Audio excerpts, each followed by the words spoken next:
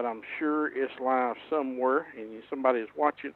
Let me know how we're sounding out there. We have got a new sound system, trying to improve on what we did last week, and just let us know out there if you hear us out there.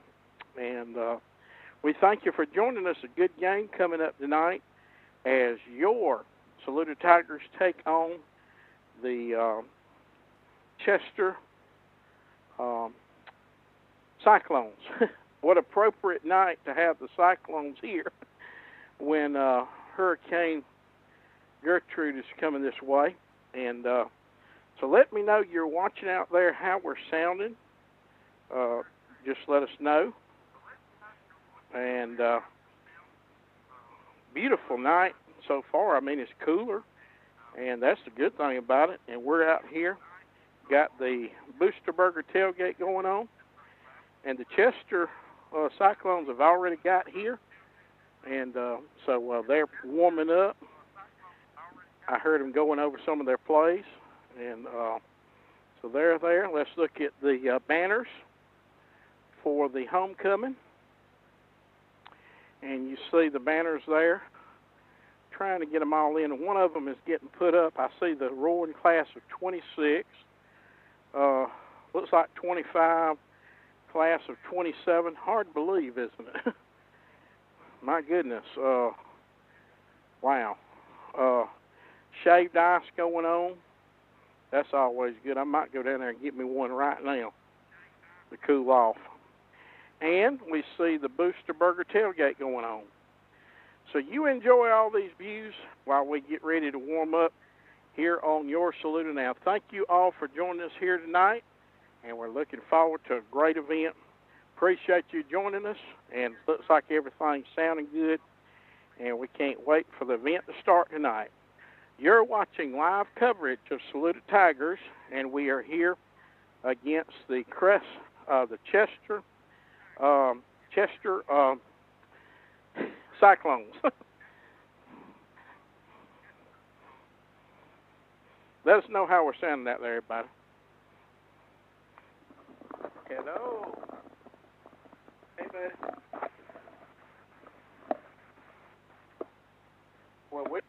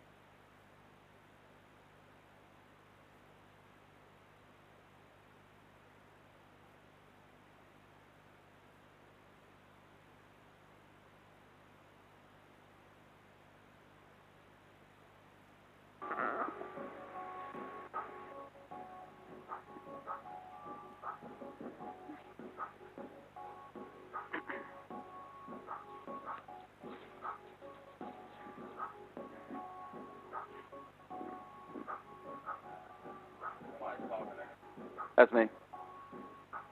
All right, so I'm on.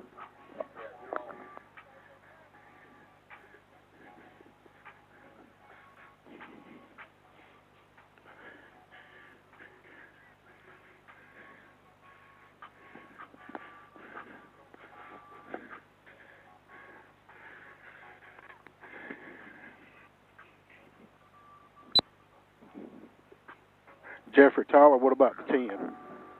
I can hear you right now. All right.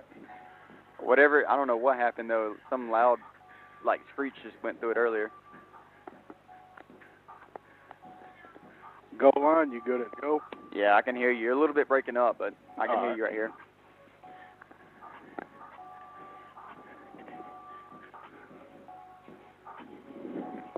Yeah, you're all good.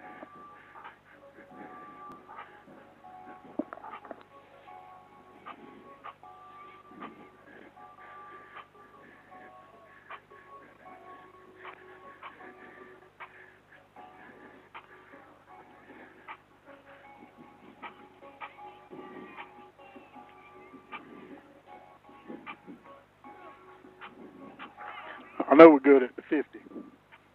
I was about to say, if we aren't good at the 50, Yeah, we're in a bind.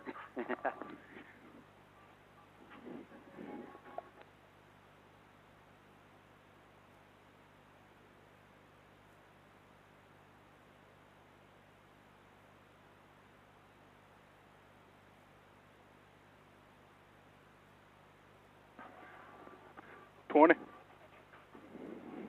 Yeah, I can hear you right there. 10. Yep. That's about actually like real speed if I was running too. Goal line. Test 1 2. Test 1 2. You got Yeah. it, Brandon? Yes, sir. I hear y'all good. Oh man, here we go. Yeah. Did you get you a burger? I did. Absolutely fabulous. Fabulous. I got the deluxe model with the cheese. Ooh, see, I messed around here and I got the burger, and I also have a bologna sandwich for second quarter. Oh, you came prepared. Yeah, well, you know, I try to do my thing, you know. Last thing I want to do is be up here and get hungry. I don't blame you.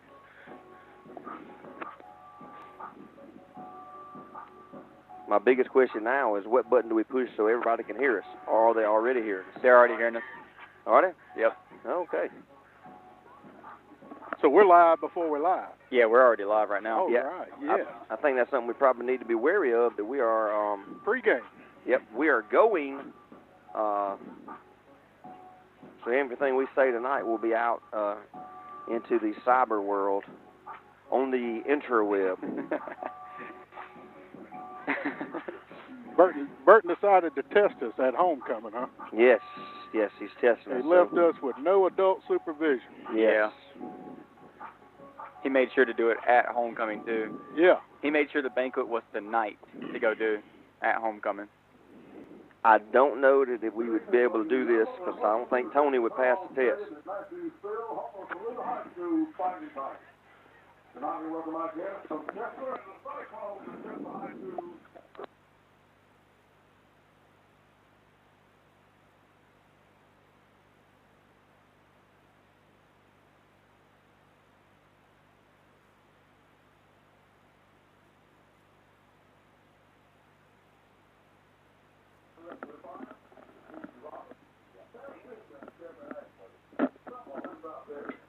Yeah, you can hear us. Yeah, I got you.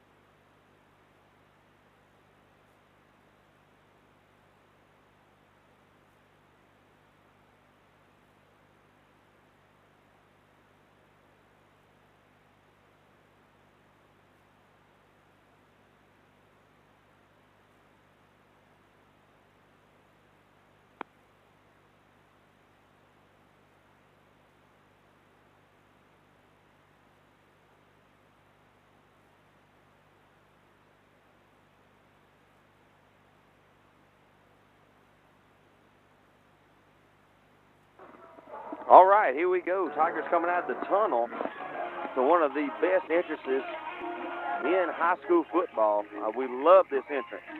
Purple smoke in the air, electric coming out of the tunnel. High fives by everybody coming out. Good looking football team here. Good looking group of young men. But like I said, we started doing this entrance and we absolutely love it. Brandon, you kind of getting the chills down there? Oh, yes, sir. That and smoke inhalation. There you go. It is going on right now. It is very exciting. It's rolling this way now. We're fixing to, let's see what it looks like on the camera. I think it's about to get the camera. No, he's got the camera pointed the other way. He's got it pointed towards them. Here it goes, look. It looks good, though. It's going to turn before it gets to us. That looks pretty wicked. Yeah, I'm loving it. All right, Jeffrey, tonight our captains are 74 Minnick, 81 Pinto, 27 Riley, 14 Cannon. All right, that's 4 quality young men right there. Set to meet the captains of Chester. We want to welcome the Chester Cyclones to Saluda. Thank them for coming on Thursday night. We can try to watch this as dry as possible. Now, they are calling for a little light rain to move into the area in the next 30 minutes, so we'll kind of keep an eye on that. And if it becomes an issue with the game here, we will let you know. But we fully expect to play this game. And I was thinking the issues more along the lines of handling, footing, and that kind of thing. What you think, Brandon? Oh, definitely. I think they were, they had reservations about playing it tomorrow night with both teams having issues handling the ball. And what you want is a good, fair contest. And we got two pretty equal teams here tonight. A team that was ranked number 1 preseason coming in here 0-2. And a team that had a lot of questions on offense coming in here at 2-0. And I would really like to welcome the 11 fans that Chester brought. Appreciate them coming. 2 of them have Saluda shirts on. Yeah, I left those out. Okay. Number 74, Wyatt Minnick, and number 81, John Pinto.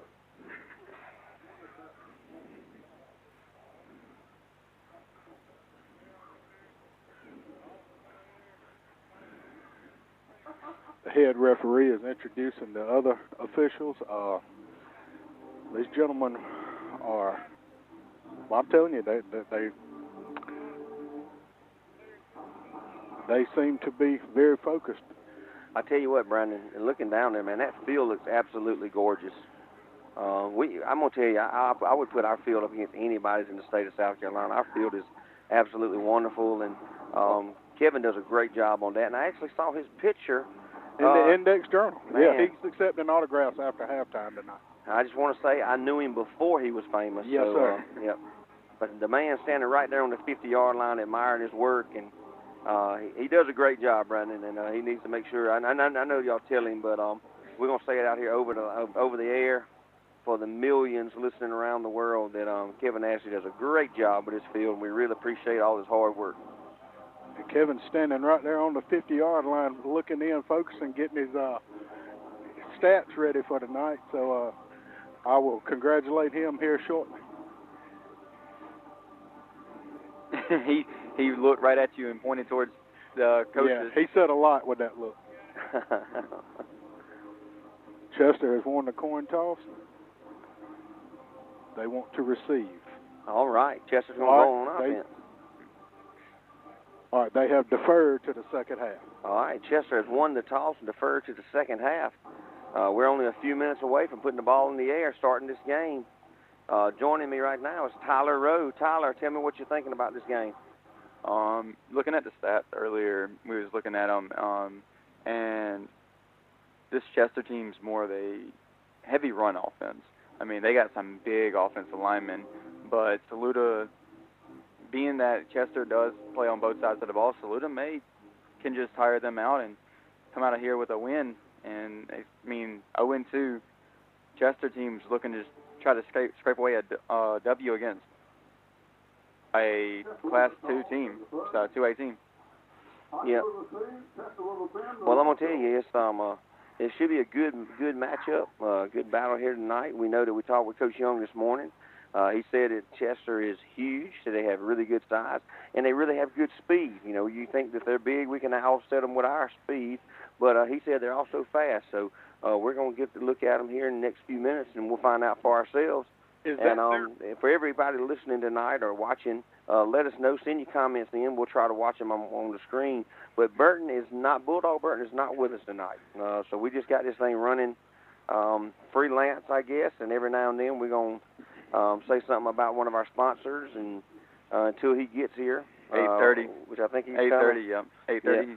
So his estimated time of arrival, they're saying, is 8:30. So the Bulldog will be in the booth. But for now, we're just going to do the best we can. Hang in there with us. Like I said, if you can't hear us or having a problem, put the comments out there. But here come your Tigers, storming the field. Purple jerseys, black pants, white helmets with the purple S on the side. I love those black pants, Tyler. Yeah, they look good right now, and especially pulling them out on homecoming with almost a good size crowd for Thursday night football games. almost a business casual look? Yeah, you can say that twice. Definitely business casual. So it's time to see what Saluda can do. I mean, well, I tell you what, if we go to work in business in the first quarter, maybe we can be casual in the fourth. That's my hope. There you Yeah, go. I don't know. I don't like these tight games, but I will say this: I got me a bologna sandwich up here waiting. So if I get nervous, that's what I'm gonna get into. you can call it the rally sandwich, right? That's it. It might be the rally sandwich.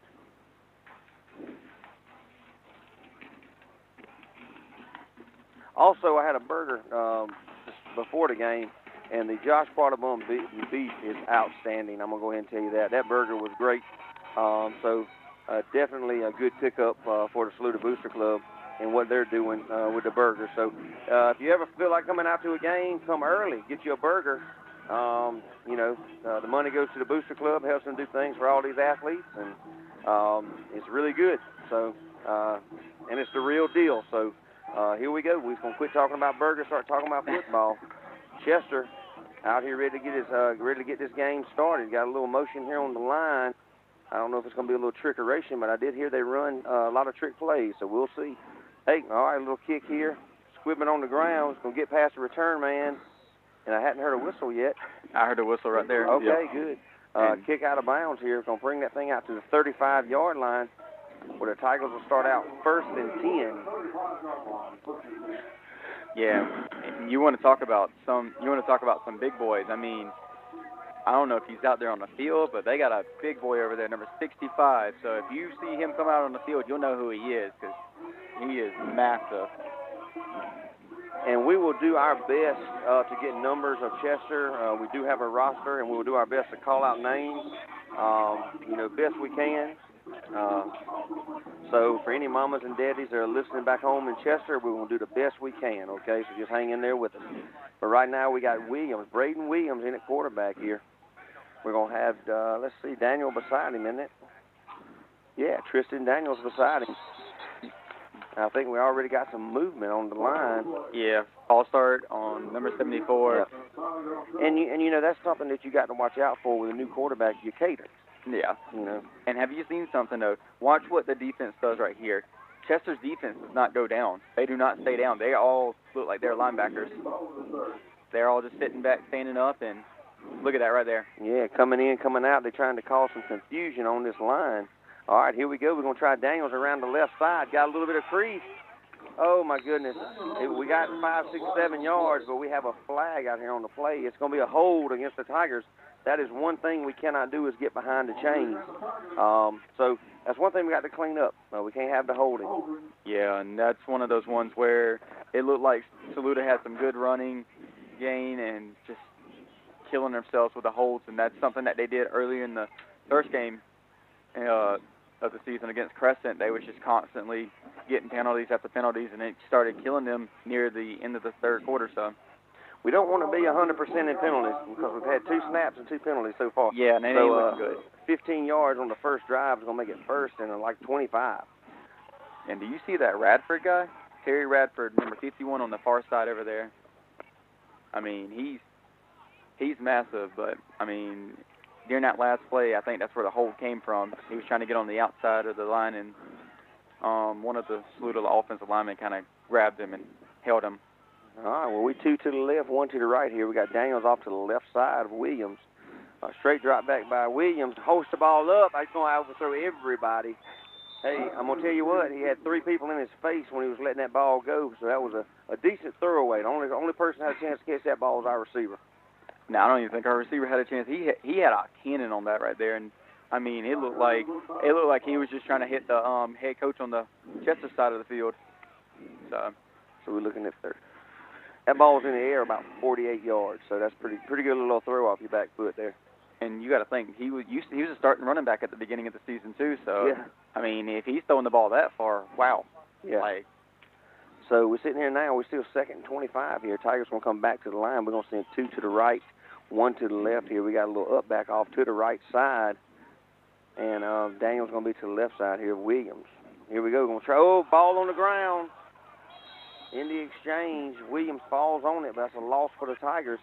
And that's one thing, we talk about with new quarterbacks, the mesh, the handoff, the cadence, everything that you've been working throughout summer to get used to. Well, now guess what? It's all different. So. Yeah, and that's one of those ones where it looked like Williams was trying to pull the ball back. He was doing a little read option. He saw he had the opportunity to go on the outside or go up the middle, and Daniels kind of held onto the ball a little bit, and it slipped out of both of their hands, and it just ended up being a costly loss of yardage right there. Yep, it's going to back us up pretty good bit. We're going to call that third and traffic circle. But we're going to go, 2 right, 1 left. All right, Daniel's right up in the middle. Going in right in the middle of the line. He actually gained about 2 or 3 yards, looks like, right in the heart of that line. So, that's going to give us something later on that we know we might can do. So, we'll bring up 4th down. And about 27. 4th down, 27. Butler in the punt for the Tigers. And if we could give a weak punt yards just by himself, so he really kind of helped flip the position of the field. Low line kick, going to try to get a spiral. Fair catch called at the 45-yard line of Chester. But they're going to put the ball in play. 1st down, 10. Normally we go to a commercial break, but what we want to tell you is Miggs of Saluda. Go over to Miggs, get you a good meal anytime. George and Gina are welcome to see you. Miggs of Saluda. Newberry Hospital. If you're hurt, get over to Newberry. I've gone there plenty of times myself. They love me. They treat me good, and it's super clean. So go over there to Newberry Hospital. Tell them Jeffrey sent you. Is there a Jordan wing over there? It's the Jordan wing. So it looks like we got Jackson Wilbur back in the backfield, quarterback. He's a 10th grader for this Chester team. Looks like he gives a handoff, bouncing on the outside, and stopped by a host of Saints for what a gain of 3 for this Tigers team. For this Cyclones team. There's that. Okay, I'd easily say, Jeffrey, that their offensive line outweighs our defensive line by about 50 pounds per person. Yeah, I'm looking down there. They look pretty thick, man. They look pretty stout. So they're going to lean on us. I'm just hoping that we can use our speed on that defensive line to really counteract that. But 2nd down, about 6. Yeah, 2nd and 6. 1 to the left of Wilbur. And a little handoff on the outside part. And it looks like it's going to be penalty flag, but it's, for some odd reason, number 7, and that's Taylor. Broke a couple tackles, but still tackled in the backfield, and we'll see what the flag is right here. So, and Riley, what'd you see right there on that play? I thought it was a little premature movement on the offensive line before it started, but they never threw the flag at that time. It was after the play cut back to the left that they threw the flag. But I'm looking over here at our sideline, and I'm hoping they'll use this time to settle our offense down. We've been wanting that all year long. But once that offensive line gives Brady some time, I think you're going to see things click on offense. I think you're right, too, Brandon. From what you see, kind of things, they are big, but I think we're going to be able to do some things with them because we are athletic. So I think you're right. As soon as we get settled in, I think you'll see a different Tiger offense come out there on the field. Yeah. But that's a great penalty now, that 10-yard penalty. I like those. Yeah, and what you really need to see right here is the Cyclones going to throw the ball right now. Because, they've just ran the ball twice and haven't got really much of a gain in a penalty, just like what killed Saluda earlier. So we got 1 to the right of Wilbur, 1 outside. and hands the ball off on the inside. And it looks like Taylor's going to jump up the middle and get a big game right here all the way to the midfield. So Taylor's really bouncing on the inside part of the line, and it's just those big linemen are really killing this Tigers team right now. Yep, they're leaning on us pretty good. When they run the ball right at us, I think we'll have a little more trouble when we go side to side. Side to side, I think our speed will take care of it. But it should be 3rd down and 5 here, so big stand for the Tiger defense. Yeah, 3rd and 5. Taylor to the right of the quarterback and 2 to the left. Taylor gets the handoff and looks like he takes his bounce outside, going outside the numbers, and is taken out of bounds by number 3 for Saluda and Jaden Folks. But good enough for a first down for this Cyclones team. And we have a little injury right there, a little hobbling up of number 75 for this Cyclones team. Yeah, 75's hopping off bad, and 65 is kind of dragging himself too, working with that knee brace a little bit. That's not good to see for them. There's a big guys, and knees kind of give away on you. But good play. That little number 7, man, he's quick and he runs the ball hard. We had an opportunity to get him, I think, for minimal gain. He was just a little quicker, one step quicker than our defender, and then turned the corner, and thank God folks kind of knocked him out of bounds. Yeah, and like I was talking about at the beginning of the game, this Cyclones team likes to more or less bounce on that run game for this, especially with those big offensive linemen, and defense. And our defense is just trying to get on the outside, just trying to close up something. But still 1st down and 10 at the 40-yard line, and looks like another handoff to Taylor. Taylor bounces on the outside, got a blocker down the field. He's going down the sideline, and he's knocked out of bounds at the 23-yard line. So another big gain, and it should be a first down for this Cyclones team. Tyler, you saw exactly what I saw, but he went in the hole, bounced back out, and then hit the outside. And we're so fast, and when he hits that hole, that we're getting to the hole, and then he's beating us to the outside.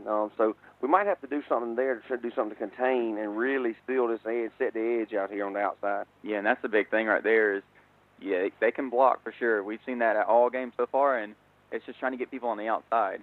But 1st down and 10 at the 22-yard line, and it looks like Wilbur's going to do a little read option, and it looks like a fumble, and it's on the ground, and Taylor picks up, bounces on it. So one of those read option plays has really costed this Cyclones team, about 5 yards, you say? Oh, yeah. It was Jackson Wilburn with the pitch. He saw our defensive end, and that was a hot potato. He hit him right in the face with it.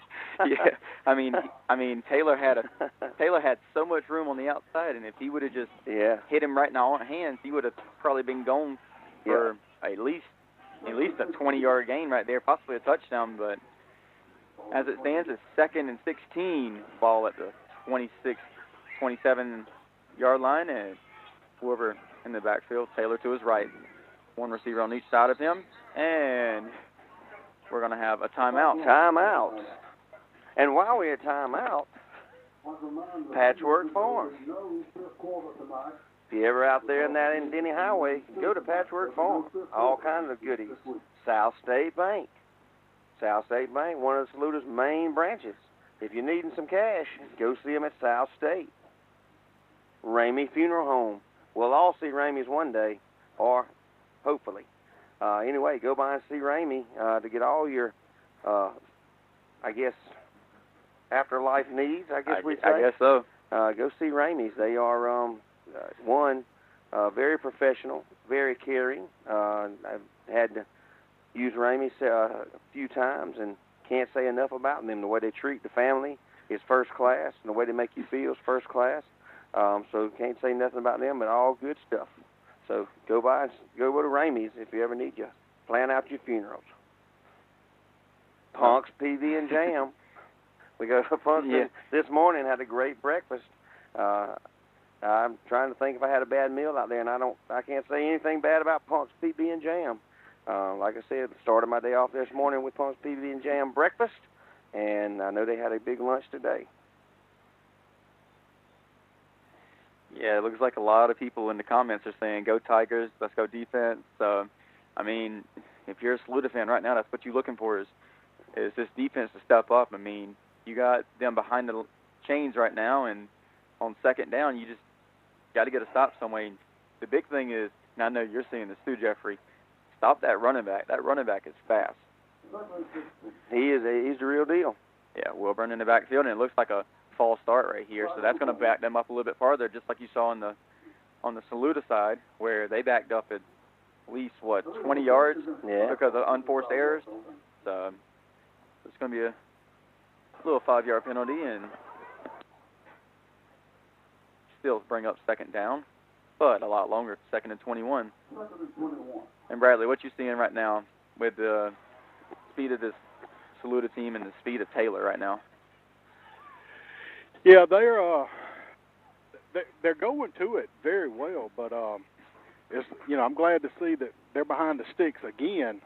But I think it's time for our defense to, we're good for a turnover or two a game, so look for anything with a little slight mist of rain out here.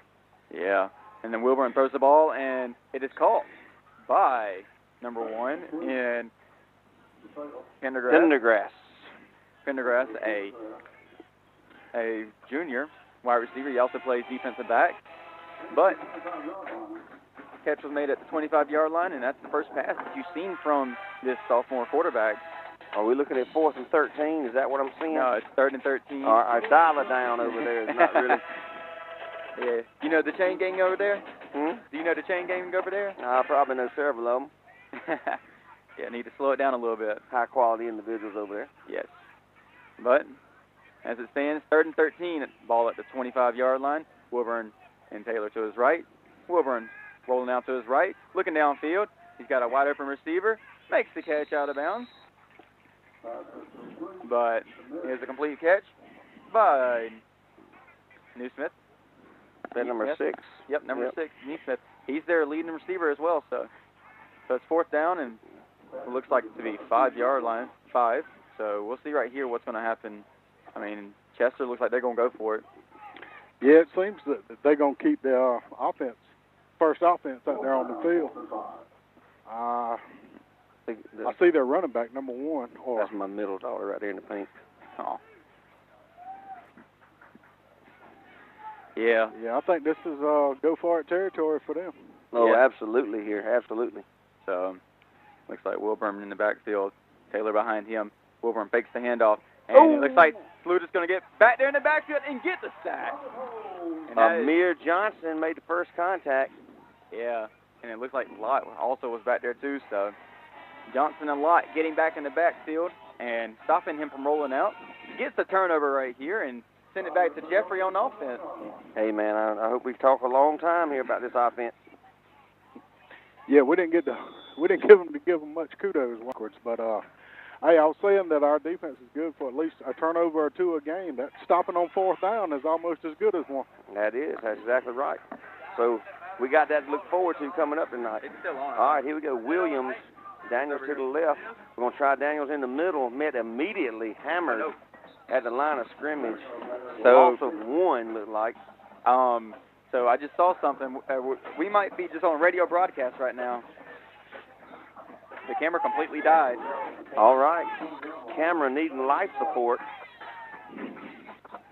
Check. So you're just going to get to hear our voice, so hang in there with us, I think. Did we just drop total? I don't think we dropped All right, total. hey, we're still on.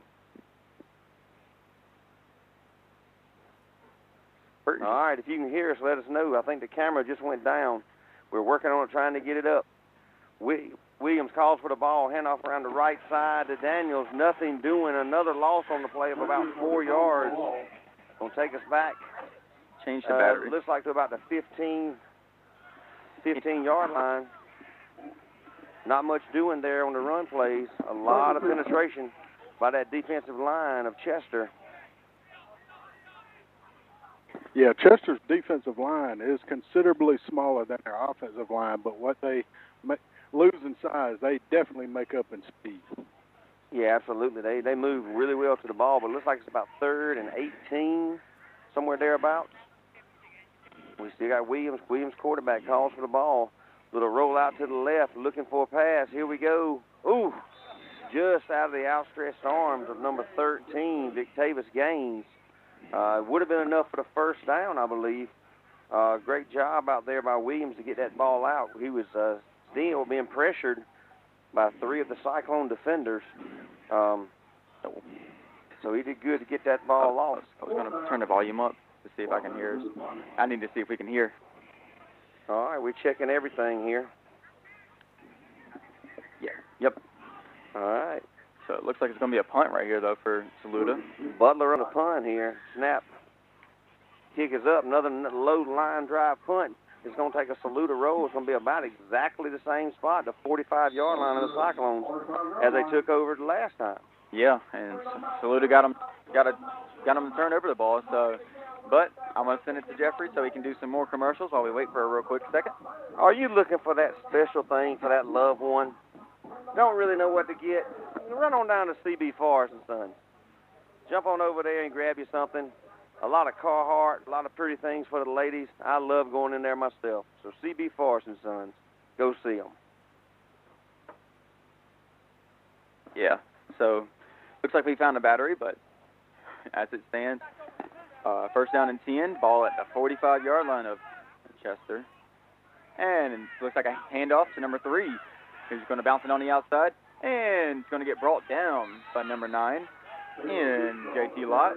But a first down run right there for number 3. And Caleb Feaster. Feaster, a 10th grader. Gain of 15 yards on that play. Brought down and back in our secondary by JT Lott. So good pursuit by Lott. But he just sort of didn't look super fast, but he put his foot in the ground, cut straight up the field, weaved his way for a 15-yard gain. So that's a good run there. Yeah, we had a defensive player in the backfield that could have made a tackle for about a 8 or 10-yard loss, but he never saw him. He ran right by him. Yeah, and that's one of those ones where you just have to watch it because he went towards the quarterback. But as it stands, first down and 10, and another handoff over to number Lott on the tackle, but Feaster again back in the backfield. And on our side, it says that he's a wide receiver / linebacker, but he's playing running back right now. Well, one thing that they are using to their advantage is that the offensive linemen are so big, and their running backs, I don't say they're small, but they're nowhere near the size of their offensive line.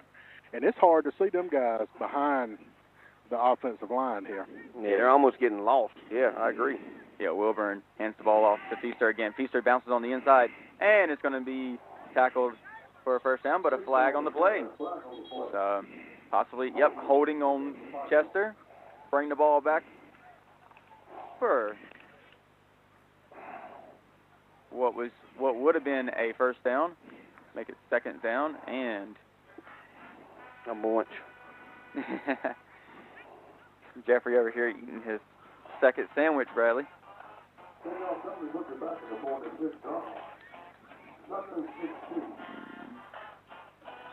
But second down and 16. Ball on the Saluda.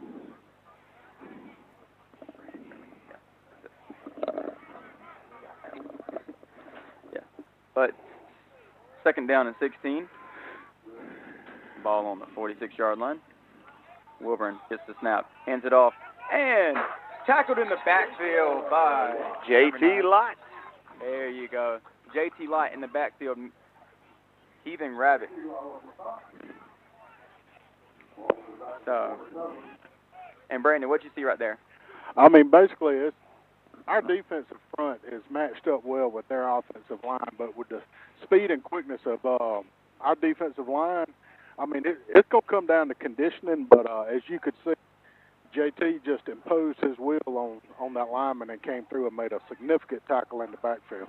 Yeah, and what you can see right here is most of that Chester's team has their hands on their hips when they come out that huddle, but Wilburn gets the snap and looking down the field, throws it, and caught by number 1 in Pendergrass. But there's 2 flags on the play right here, so there was a flag right at the beginning, possible illegal. The line judge over here on our side, Brandon, he's got a pretty good arm because he threw that flag. Yeah, he did. He You threw saw it past the hash mark. Yeah, he would. I mean, he is off the sideline and got over there, over the hash mark to about the center of the field. That's pretty good arm there. I'd go ahead and, if you can, compliment him on that throw because that was a good one. Anybody looking for a quarterback? Yeah, I'll give him the old good game tap when he gets through him. And I mean, I don't like talking about anybody, but you know, he's not a spring chicken now. I'll go ahead and tell you that. Yeah, so looks like the head ref is going to come over here and talk to Stewart, and we're going to figure out what's going on.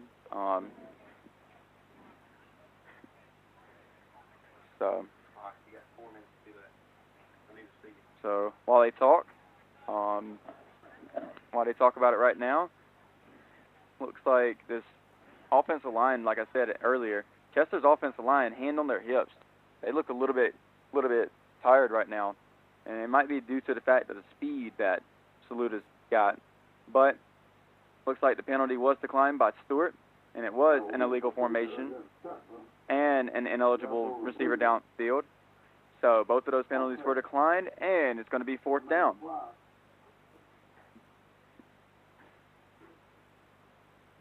So, and that's what will happen a lot of times with that rollout.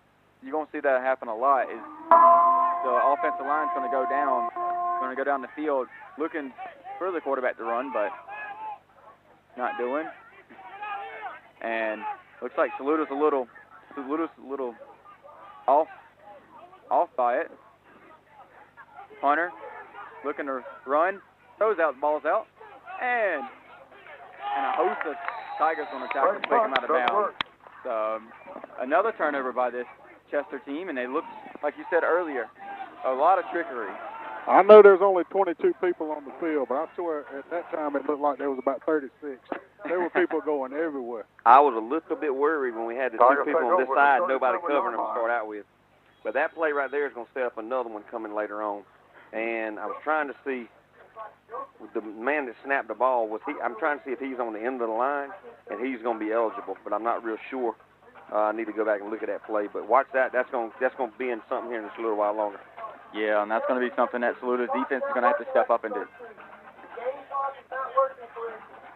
The game clock is not working correctly. All right, here we go. Williams calls for the ball. Try Daniels around the left side on a little cutback.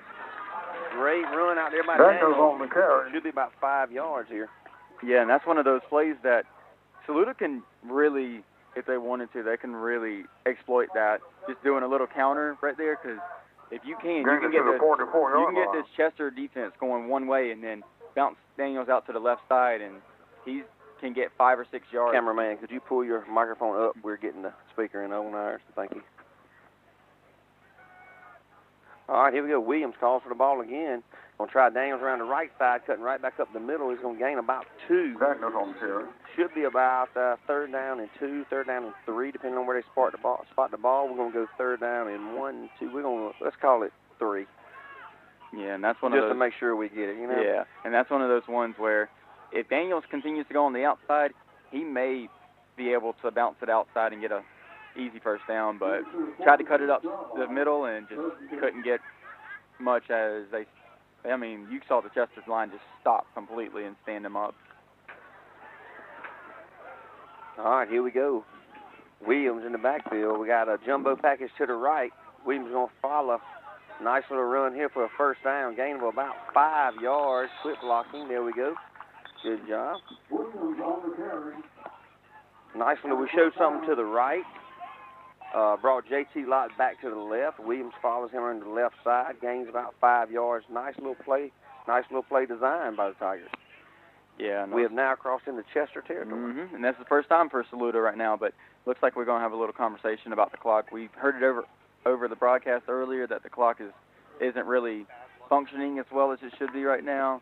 I think the big screen up top that usually is on is not on anymore, so we might have a little issue where the refs have to keep the game control of the game for a little bit so we can figure out what's going on. All right, they're going to talk about this for a few minutes and see if we can get this thing back up.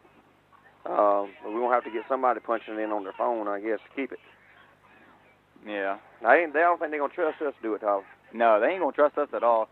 Brandon, you think they're going to trust us to work at the clock or not? Absolutely not. I'm just hoping they don't ask me to work on the scoreboard because I really ain't even supposed to be here. Yeah, so looks like they're going to go talk to their head coach about what's going on and try to figure out what's the whole situation. And Saluta's offense is already back out there. Yeah.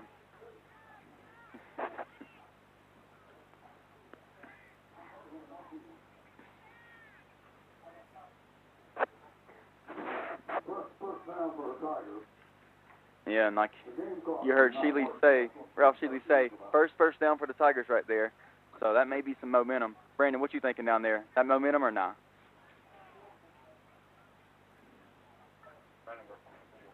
Brandon, you working on the scoreboard down there? Absolutely not. I'm down here working on a grant, trying to get a new one right now. Well, I just worked on a bologna sandwich. It's fabulous. I don't know who that was over there, but you saw our offensive lineman just fall down. Did you see that? Yeah, number 74, Minnick. He took I guess he leaned back a little bit too far and just kind of. Yep, lost his balance. Yeah. And you see that a lot in the pro, in college right there. Is they'll lean a little bit too far back, getting ready to try to get that quick step, and all of a sudden they'll just lean back too far and just fall down.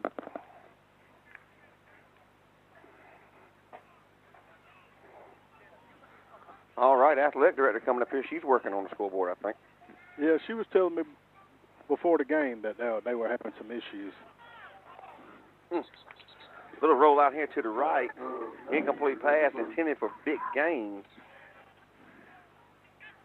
Yeah, and that's second down 15. Yeah, and that's what you're going to really have to get started is you're going to have to get this offense is going to have to go through Braden Williams. He's going to have to be able to throw the ball down the field. You're going to have to be able to get receivers open if you're wanting to win this game for Saluda. I mean, Chester, you saw that they're running the ball, but Saluda's starting to really pick up on it.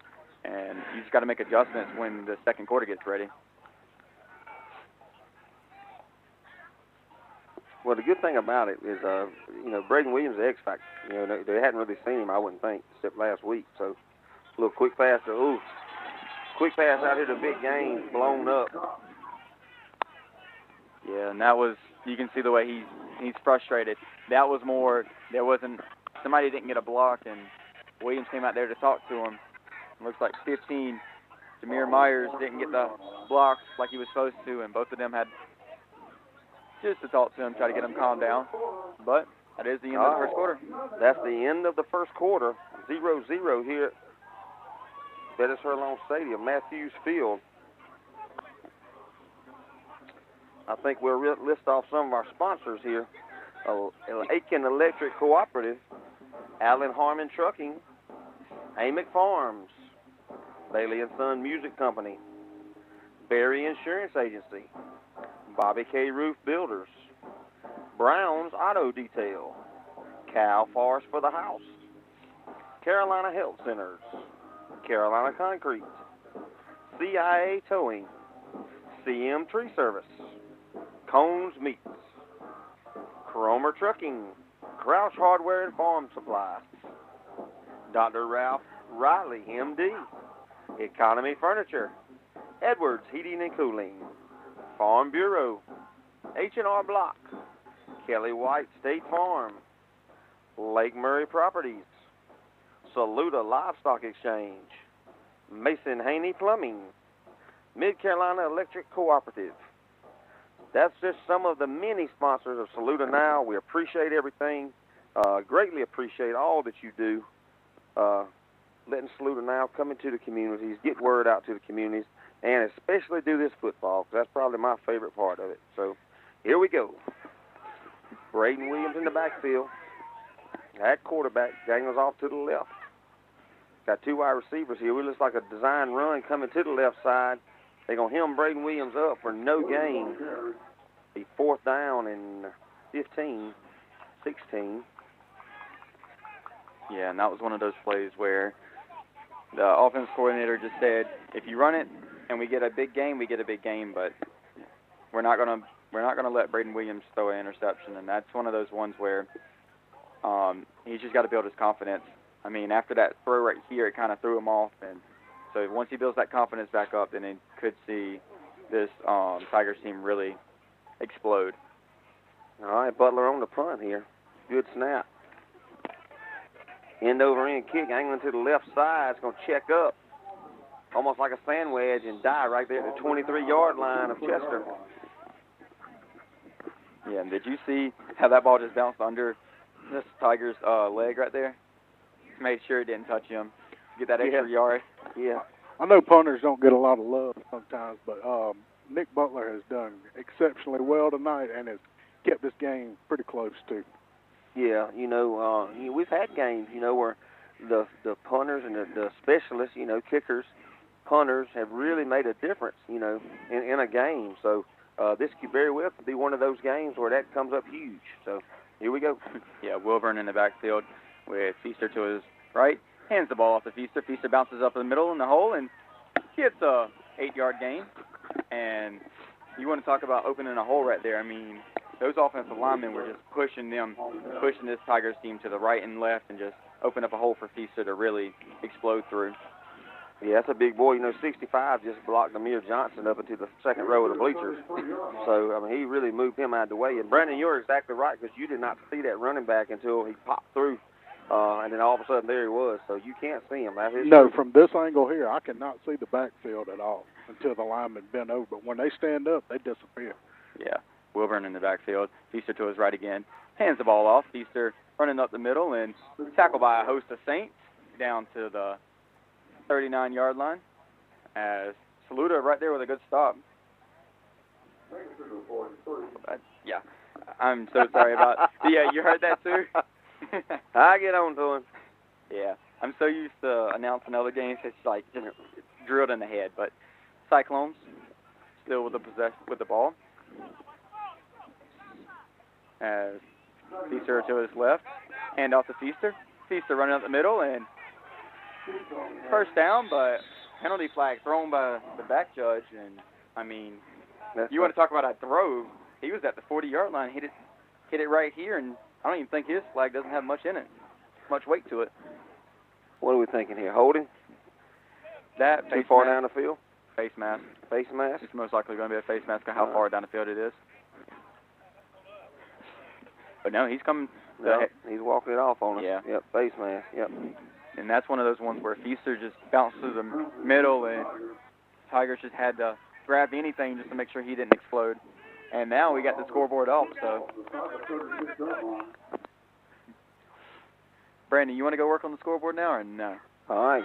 Oh, I can do it now. It's completely dark. Can't nobody see what I'm doing. All right, first down 10, ball at the 36-yard line of the Tigers. Yeah, Wilburn in the backfield, Feaster to his right. Got another person back there right behind the line. And hand off to Feaster. Feaster going up the hole and drug really a Tiger player down the field for at least 5 or 6 more yards right there. But this Feaster guy is really playing well for this Cyclone team. And it's wearing this Saluda Tigers out right now with that defensive line. Yeah, he's a nifty little back here. Not a super big guy, but very quick, runs north and south. Like I said, as soon as he can, he puts his foot in the ground and gets what he can get. So that's the kind of running back that you want. Yeah, and that's one of those ones that you have to watch out for, too. He can break a run real fast. Wilburn hands it back off to Feaster. Feaster finds a hole, bounces up the middle, and it's tackled by number 6. And yeah, Saluda is definitely an unfamiliar territory right now. The defense seems to be back on the heels. It was 5. I think it was 5. The number's kind of bent up a little bit, but a first down nonetheless for this Cyclones team. And this Cyclones team is all they're doing is just wearing this Tiger defense out with that run. But first and 10, ball at the 24-yard line, and we got a timeout for the Tigers. So send it over to Jeffrey for the final broadcasting. All right. Molly Mitchell Spearman and family. These are some more of our sponsors, 2024 sponsors. Motor Coach Paint and Body Car Sales. Neighbors United Federal Credit. Persimmon Hill Country Club. Price's Garage and Heavy Duty Towing. Saluda Law. Saluda Nursing and Rehab Center. Saluda Smile Makers, Dr. Sam Wheeler. Saluda Stockyard. Senator Billy Garrett. South State Bank. Sylvan Farms. The Charlie Foundation. Jane Autry Insurance. The Law Office of Nancy T. Jordan. The South Carolina Education Lottery. The Town of Saluda. Timeless Roofing. Whizzes. World Finance. we'd like to thank all those sponsors, 2024 sponsors. We'll try to get your name out there again. Burton will come and run the commercials, and he's supposed to be here about 8:30, so he'll run a few commercials. With the change of the game, a lot of things changed for us. We're moving people around, trying to get people to come do the game so the people can see it at home. So we're working on it. I hope everything's going well. I haven't seen any bad comments lately. Or yet. No, there's no bad comments right now. Okay, that means we're doing decent then. Well, hang in there with us. Chester's got the ball here, and they're driving. Yeah, and as somebody stated over here, linebacker's got to blow it up. And as Feaster gets the ball again, bounces on the outside and goes to about middle of the field, and it's tackled down at the 16-yard line by a host of Tigers. And this Feaster for this Cyclones team is just really just tiring his defense out still. Like somebody said, they're our triple teaming looks like JT. Yes. I mean, he is. If he's ever singled up by one of the linemen, he's getting back to the backfield. But right now, it looks like they're just triple teaming him and saying, if anybody's going to beat us, it's going to be somebody else on that line.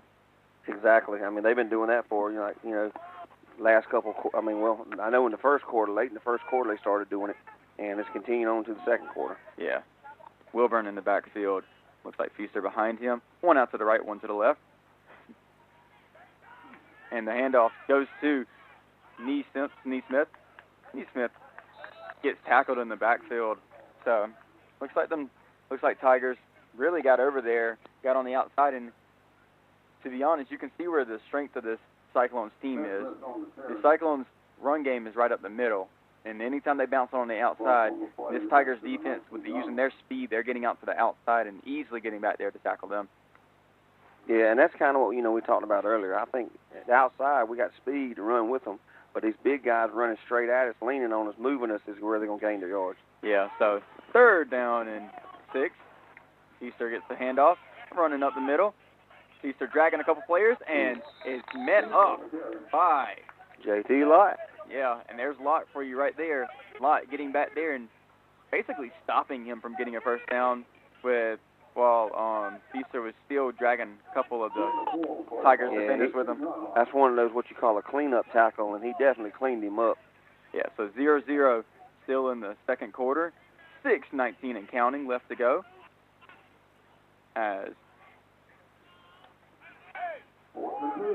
All right, they're saying the time's not right, so we can't go with the time on the clock. No. So we kind of do not know the time. So No. As soon as it gets back right, we'll see. It is running, but we'll see, kind of where things are. Yeah, and that ball was handed off to Feaster. Feaster made a man miss and bounces up to the 10-yard line for a first down. And here's where this Tigers defense needs to stand up and bend but not break. First down for the Cyclones. Brandon, what you seeing right now? Are they just running Feaster right up the middle every time? Or? Yeah, they have found that they're not getting much success on the outside, on the edges. So they're running right behind those big offensive linemen up the middle, and they're found their sweet spot up the middle. And Saluda has found themselves in very unfamiliar territory. They are on their heels inside the 10, and it's tough sledding right there now. There it is. Yeah, and there's what you're talking JT about. Lott, big play on first down. Yeah, Lott getting back there, making the man look slow right there, getting through and just getting back there and stopping Feaster before he even gets started. So, but Feaster, they're going to give him a second to relax and breathe, and he looks like he is the power back for them, and they're going to bring in Taylor to be the running back, and Saluda's trying to get a substitution real quick, and they should be allowed to due to Devon Wallace, kind of gimpy over there on that right defensive end for Saluda. Let's keep our eye on him. But he was kind of in on that tackle, too. Looks like he got rolled up a little bit. Yeah. So Wilburn in the backfield with Taylor behind him. And gives a play action pass, and it's going to be caught by number 5. Falls in the end zone. Touchdown, Cyclones. And that is one of those where number 5 for this Cyclones team.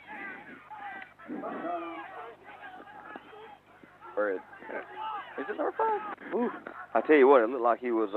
That's a close call, but the referee standing right there, and he said it was a touchdown. So we'll go with it. But it looked like he might have bounced him out before that. Yeah, we don't have a 5 on our roster, but it looks like they're going for a 2-point conversion. Cyclone going for 2 here, straight up the middle. He's down. Yeah, he does not get it. So Saluda gives up the touchdown, but not the two-point conversion as we get ready to head to a commercial timeout. Saluda down 6-0 here in the second quarter. On to Jeffrey for the commercial. All right, it ain't much of a commercial, but I'm going to read these names again. I can make up a commercial or two. Let's see what we're working with here. Economy Furniture. If you're looking for any furniture, going over to Economy over there in Batesburg. They, matter of fact, hooked me up with a washer and dryer, and it was excellent. The people that came out and installed it were professional, kind, and really learned a lot. So Economy Furniture, Batesburg. Go see them if you need anything. Cal Forrest for the house. Cal's a great guy, doing great things for Saluda and the surrounding areas up there in Columbia, representing the common man. So if you want somebody that'll be on your side with a little common sense, make sure you vote for Cal Forrest for the house. Here we say Alan Harmon Trucking. Alan Harmon, looking for drivers. What they say, I think on the commercial said he'll have you at home to kiss your wife and tuck your kids in at night. Yeah. He likes to take care of his drivers. So if you got a load to haul and you want to get somebody for it, Alan Harmon, taking care of all your hauling needs here. I'm trying as I'll go through the list trying to find some here. Yeah, here back on the Tiger network of SALUDANow. Looks like we're about to get ready for the kickoff, and I mean a bunch of people saying that he looked like he was out of bounds, but he kind of stretched that ball over right before he went out of bounds, and nonetheless it's 6-0 on a pass play for this Cyclones team.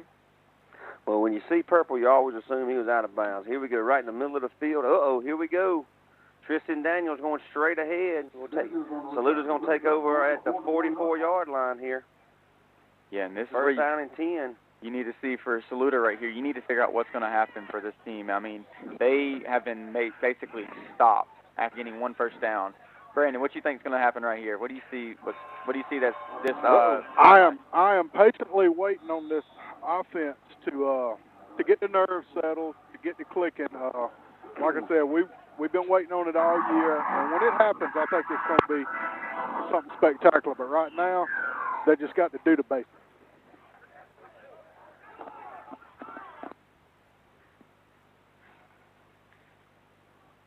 All right, here we go. Williams rolling to the right.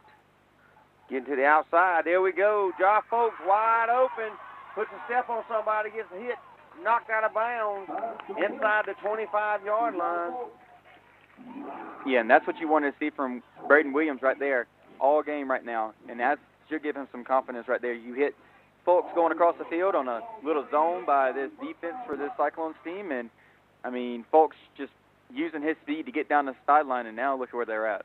That was as pretty a play as you want to see, and it looked like Braden Williams has been doing it all his life. So good job, good completion for those two young men out there on the field. Get a little confidence going here. Better watch out for us. Don't let us get confident on you. But we got Williams back in the shotgun. We got three to the left. We got one to the right. We got Daniels. We're going to try the right side. Nope, Williams going to pull it, keep it up the middle. Nice little gain on first down there inside the 15-yard line. Down to the 12 for Braden Williams. Nice little zone read there. He kept it and took off up the middle. Here we go. JT Lott's checking in. Is it we're going to go with a big package here? Yes, big package. And right there you were just seeing earlier that little read option that they tried to do earlier in the first quarter. That's what they were trying to do, and Williams tried to bring it back. And I guess talking to Daniels right there, you honestly just let them understand is, hey, you made a mistake. Fix it up. Let's go. Let's get ready. So... And you saw what happened right there. Big run for this. All right, here we go. Jumbo right, what it looks like. Here we go. If we go left, it'll surprise me. We got Jumbo right. There's a oh my gosh, bad snap over the head of Williams. Jumps on the ball. Back outside the 25-yard line. We're going to have it at the 26. Oh, just shot, I don't know, kind of shot ourselves in the foot there with that bad snap, a high snap there. Yeah, now you're behind the chains very bad right now. I mean, you were looking possibly to tie this game up and take a lead, and now you're sitting back here, and the Cyclones of Chester have a lot of momentum. So that is not what you wanted to happen if you're a Tigers fan. Lucky break for the Cyclones. Unlucky break for the Tigers. We're going to see if we can make the most of it, though. Here we go. We're not going to give up. We got 3 downs here. All right, here we go. Braden Williams rolling to the left. There we go. Josh Folks in his hand, broken up right there by number 4, Zeke Evans. And the young man, I saw after he broke it up, he put the sword right back in the sheath. You saw that? I like when they do that, you know. He does it's more of they call it a strap. Is it a strap? Yeah. It's not a sword. It's not a sword. It's a strap. So basically he pulls that across and it's basically he's strapped them. Look at that, teaching old dogs some new tricks. Did you know that, Brandon? I did not. Oh, look at him. I thought it was a sword. No, that tells you how old we are. He's saying he basically locked him up, so. All right, okay. here we go. We went back to, we threw rocks back in our day. Yeah, Braden Williams, straight drop back, looking to the right side, off his back foot, got the ball up in the, We got the flag. Yes, got a penalty right there. He locked up Euler and tackled him. The ball was still 10 yards away, and we had Euler tackled on the ground. Well, since you had him locked up like that, do you do the sheath one on that play when you just maul them inside the 3? No. Does that tell you how old we are, Brandon? Yeah, I thought it was a sword, and we didn't even have seatbelts back in the day. You remember that? No, we stood up in the seat. They just put a seatbelt on. Can you believe that? I don't know. Oh, look, that's a seatbelt. Yeah. Yeah, you can't say he was strapped up right there. He basically just tackled him in the end zone, so that's a 15-yard penalty and an automatic first down for. I mean, a game this tight, we'd be down here on the handrail chewing on that lead paint.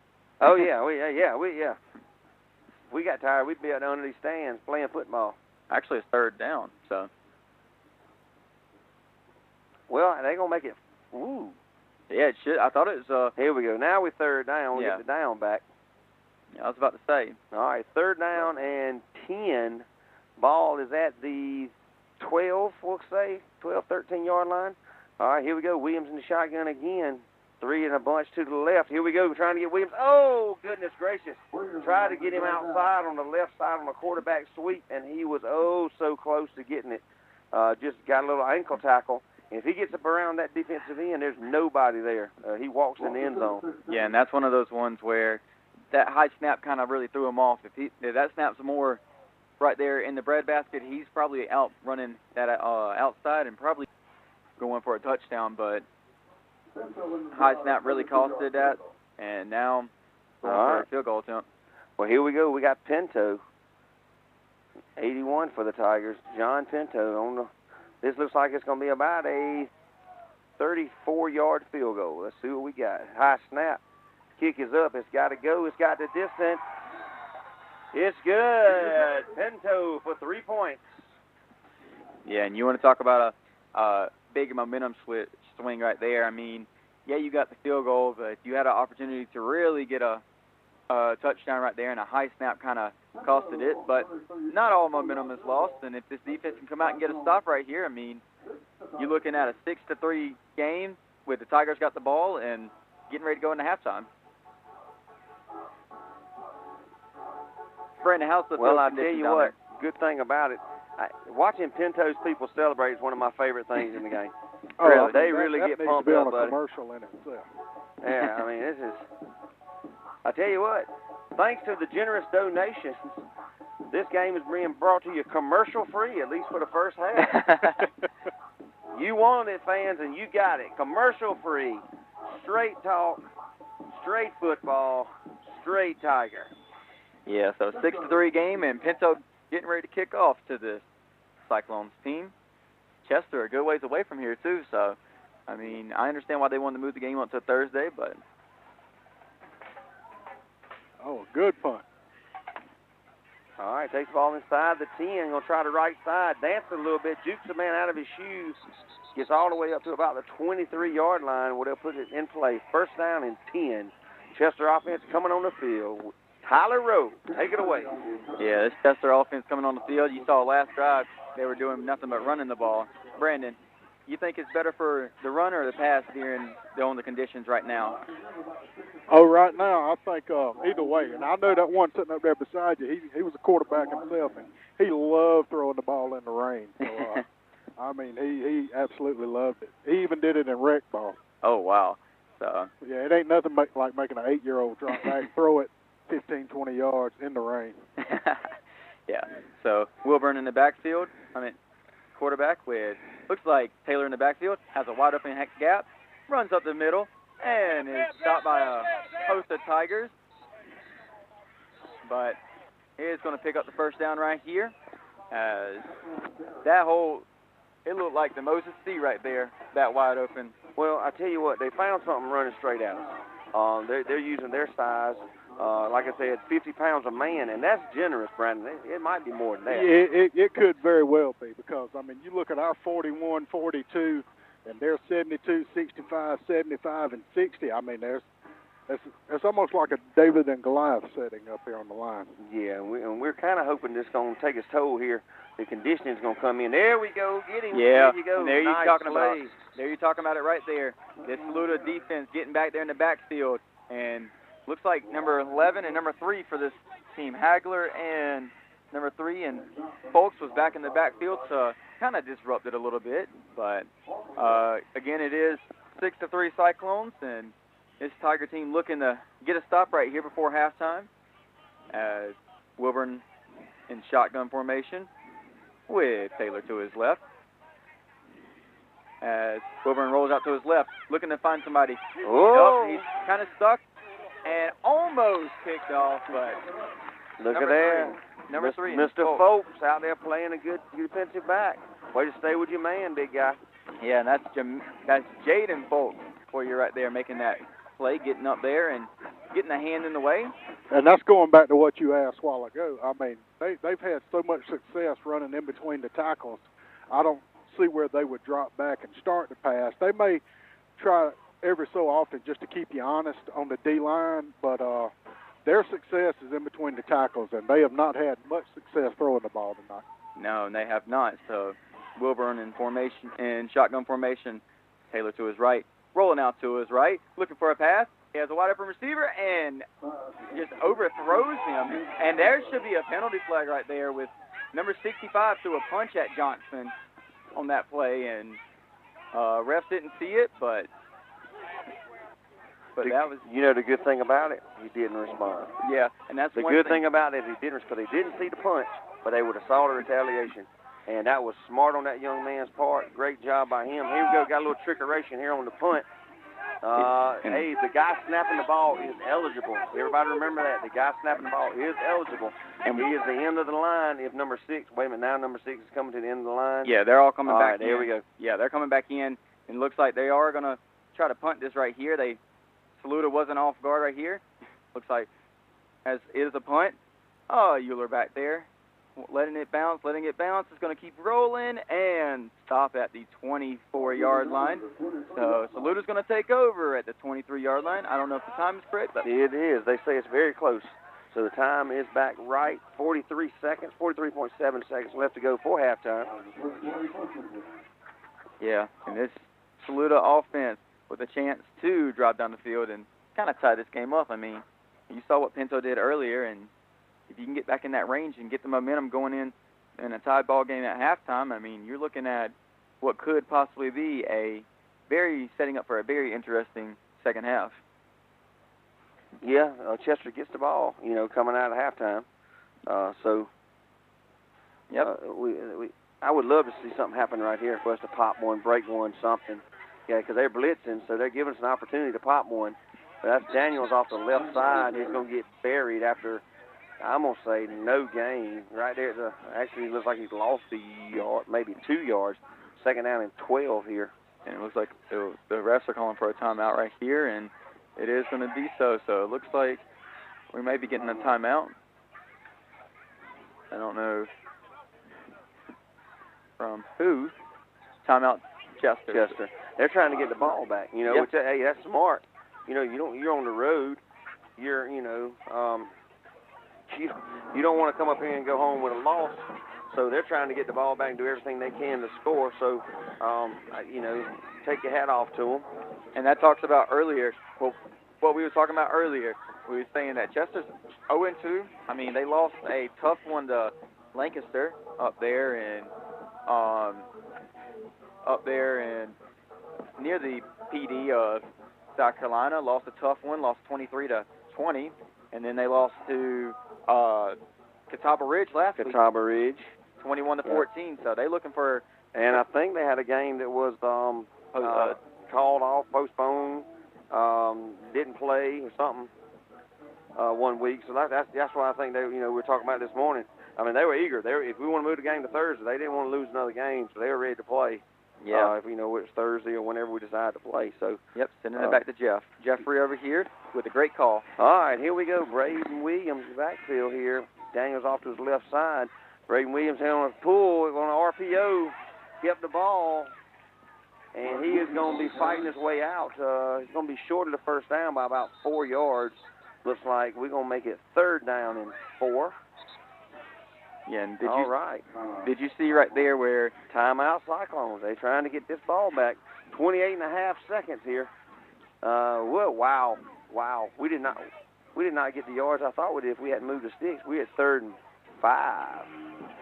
So we're a little farther than I thought. Yeah, and we don't have a really good angle either though, so that kind of makes sense. But I mean, right there, if you go back and look at that, I mean, did you see the Chester team, as soon as they stopped Braden Williams, they were trying to just punch at the ball, pull the ball, do everything they could. So, and Saluda's doing it right now. Just run the ball, try to get them to use all their timeouts, and then punt the ball. Is our camera froze up there? It's not froze up. On your phone it is, but on my phone it's still all running. Right. Well, if you got my phone, it's froze up. If you got a good phone, it's still rolling, guys. Yeah. So Saluda's still down 6-3 here with 28.5 seconds left to go in the first half. And Jeffrey with the call. All right, here we go. Braden Williams in the backfield. One wide receiver to the left, one to the right. Here we go. Hey, we have actually got a tailback here behind Braden Williams. Oh, okay. Okay, I see what we're doing now. It's kind of a modified version of the victory formation. We're going to let the clock run soon. All right, Chester has no more timeouts. 10 seconds. We're going to run it off. We're going to the half now. Your Tigers are down 6-3 to Chester in a great half of football. If you're not here, you still got time to come. Come check us out. I'm behind on mine. There you go. Oh, thank you, Miss Ayla. You're enjoying the broadcast tonight. I really appreciate it. That means a lot to me. Those kind words are always sweet and welcome. Thank you so much. And here's a really good part of it. I think we're going to set the camera up, and we're going to get to watch the homecoming and listen to the homecoming. We had some beautiful young ladies out there, some beautiful dresses, some handsome fathers, everything you want from homecoming. And we had a bunch of them. We went from 5-yard line all the way down the field to the 5-yard line, which is awesome to see that many people participating in homecoming. The banners now are being brought out. We'll get to see which class wins. I'm going to go with the seniors. I think the seniors are going to win. You know why? I think they normally do. But I'll judge these things for us. Yeah. See what we got. I think what they want to do is put my battery in a headset, so we're going to let the camera go and let you listen to the PA announcer for any further information.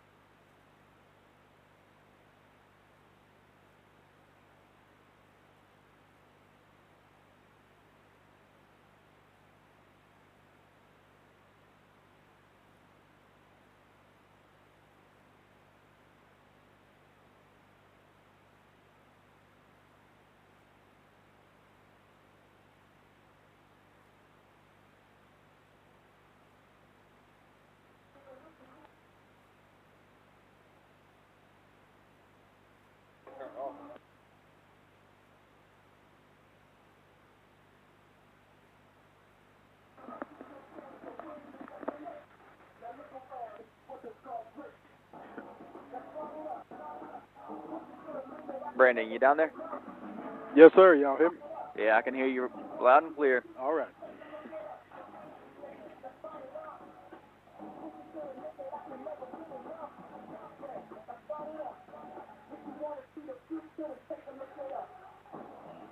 Brandon, Jeffrey going ham on these boiled peanuts up here, man. I'm kind of counting the meals here. I think that's been a session per quarter so far. You said you think it's been a session per quarter? Yeah, I'm trying to see what he's going to pull out in the fourth quarter. Hey, we're trying to figure out what you're going to pull out in the fourth quarter, Jeffrey.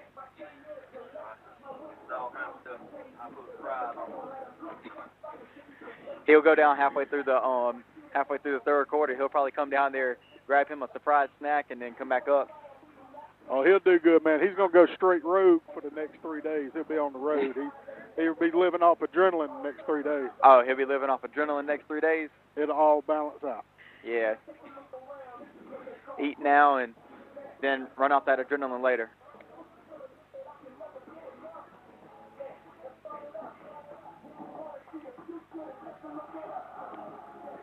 But it looks like, Brandon, we almost about to be back right now, and Chester's just getting back on the field.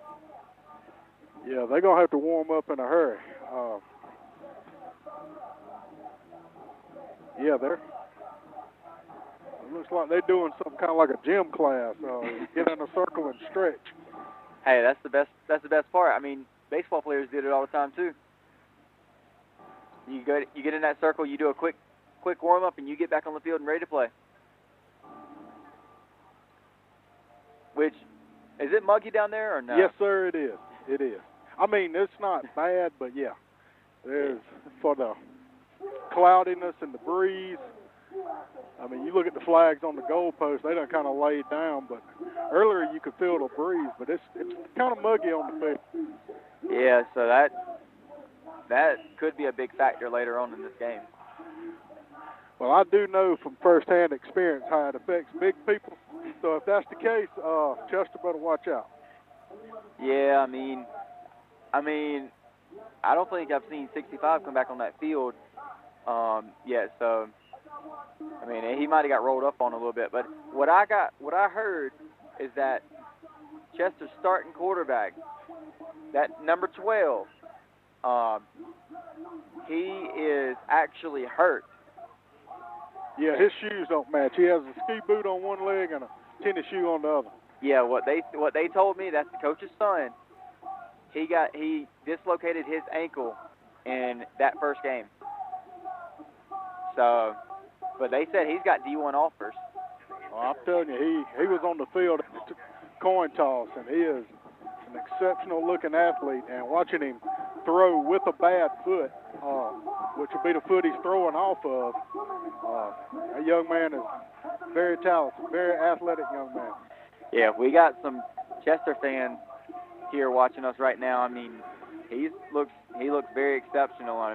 He's going to play somewhere, whether it's lower D1 or D2 or anything like that. He's going to play. Yeah, one thing about it, you go ahead and cancel plans for number 12 on Saturdays. He's going to have obligations. Yeah, just like you said, he's going to have obligations. But what I got told, I went down and asked our PA announcer, Ralph Shealy, apparently what they have is they have 112 rushing yards. That's all they got.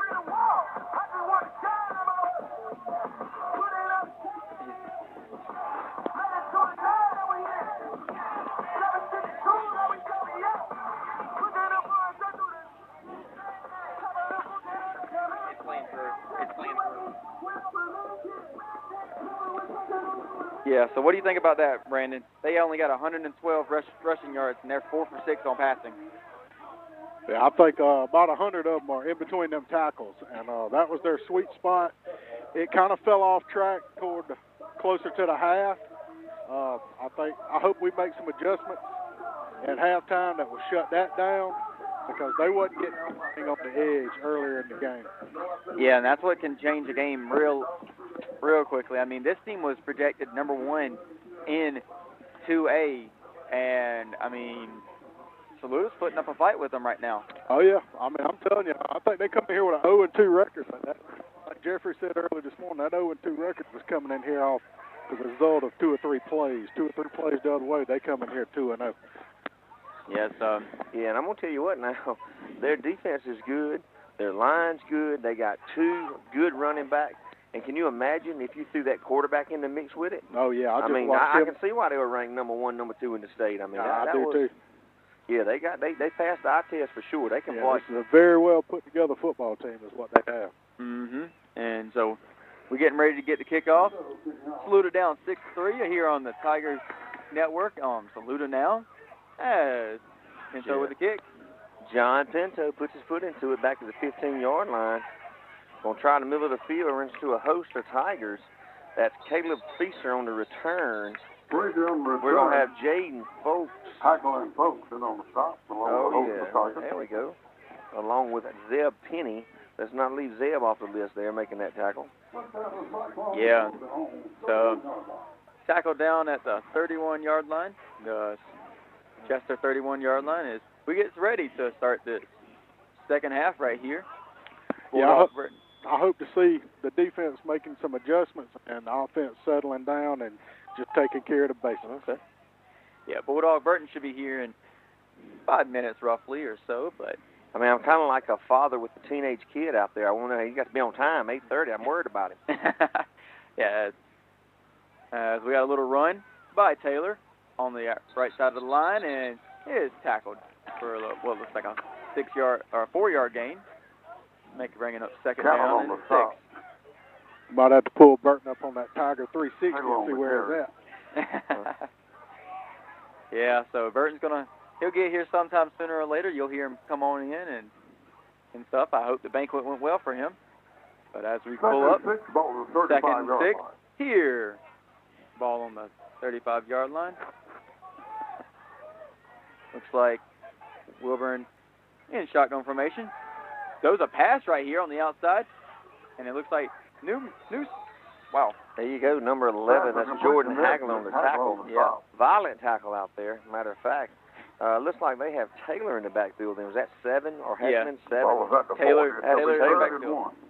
Yeah, and that was Neesmith over there making the reception. I mean, and you saw how quick he took that first step. I mean, it's just more or less if he would have made a man miss, he might have been going down the sideline. So, but as it stands, 3rd and 1 here. Ball on the looks like 45-yard line and met right at the line of scrimmage.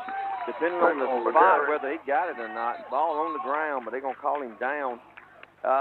Let's see where we're marking this thing. It's going to be 4th down. It's going to be very, very close here. Thank you. Yes, sir. Just had a drink delivered. Good old drink, but on the tackle was Lott, and it looks like it is 4th down. 4th down. And what the real thing is, are they going to do that little quarterback sneak, or are they just going to, what do you think they're going to do right here, Jeffrey? Well, I'm going to tell you what. It's a big decision for them. Most people say, hey, just go, go, go, but it is 4th down. If they make a misstep, snap a fumble, a snap, anything, we get the ball right down here to take the lead. So they need to be very careful what they do. But they're coming out here in the shotgun formation. Watch for them to try to draw us offside. Just like that. Yeah, and Lott just straight up the middle. I mean, he was trying to jump the snap, and he did a hard count, and that was a good play by Chester, just being able to draw a lot offsides. I mean, Lott was trying to get through there quickly, and best sideline reporter in high school football right there. Just called it right there. Yep. Look at there. Hey, you jinxed him, Brandon. He called it. We've been watching him, ain't we, buddy? When you got hitting on your mind, you don't really listen to that count a lot of times. Wilburn hands the ball off to Taylor. Taylor making man miss and runs for what looks like an 8-yard gain, and we got a helmet off. That's Devon Wallace lost his helmet. He's going to have to come to the side for a play. Yeah, and it looks like this Chester's linemen are just being very, very physical right here, and ended up costing one of the Saluda players to come off the field in Wallace. But as it stands, 2nd and what looks like 3 here with Wilburn in the backfield in a shotgun formation. Taylor to his right, 1 to the left, 1 to the right. He does a handoff on the outside part of the numbers. Taylor gets out there and runs it for a first Jordan down. Hagler with another good tackle. Yeah, Hagler doesn't make that tackle. He's off for the races. To the target, 39-yard line, first down. But first down for this Chester team as ball at the 39-yard line.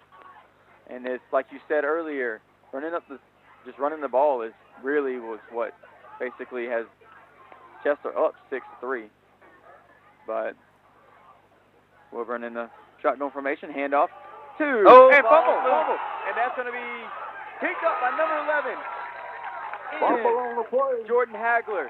Hagler picking up the ball and Lott being back there in the backfield, costing him to fumble the ball. Hey, Saluda's now got great field position and a momentum swing. And Jeffrey, what do you think about that right there? Hagler is a turnover machine. He gets balls. Block punts. I mean, Block you name punt. Yeah, he seems to come up with big plays at an opportune time. No more opportune than right now. What are they trying to do here? Take the ball away from Saluda. Yeah, trying to say that the ball touched out of bounds, but they're going to look at it right here, and we'll get the call as soon as it comes through. And you can tell that every single Saluda player is pointing that it's their ball, and I know if you're a Tiger fan, you're wanting it to be their ball. I mean, that was just a great play by the Tigers, which really costed Taylor to really fumble the ball, and it went back at least 5 or 10 yards. So, and it is going to be Saluda ball. There we go. I don't even know what the discussion was. I don't know, but that ball was 3 yards off the sideline. Yeah, it took every official they had to make that call, but seems like it went the right way. Yeah, and if we had a turnover belt right now, that belt would be going straight to Hagler for the fumble recovery, and we might need to get 2. I mean, Lott had everything to do with that right there. I mean, he stopped him in the backfield, slung him around, and Taylor just couldn't hold the ball in. If anybody out there can come up with us a turnover chain or a turnover belt, we'd love to have it. Yeah, bring it here right now. We need it. We would love to have one from here on out. I think that would be a great addition to our sideline. Yeah, but we got an official timeout right here. They're going to go and talk to Young. We're trying to figure out what's going to go on, and I wonder if it should be. They're saying it's. Whoa! They're not going to give us the ball. Yeah, they got it still second down. They still got second down and the other way. But the ref pointed towards Saluda's side. So this is ridiculous. I want to stay as positive as I can, but that is absolutely ridiculous. That is, and that's one of those really. Wow. I mean, that's just not a good call. I mean, Lott really. Going back to Lott stopped on and him. you will hear the boos from the Saluda crowd. That was terrible. I don't know what happened. We have to get the explanation, but that is absolutely terrible.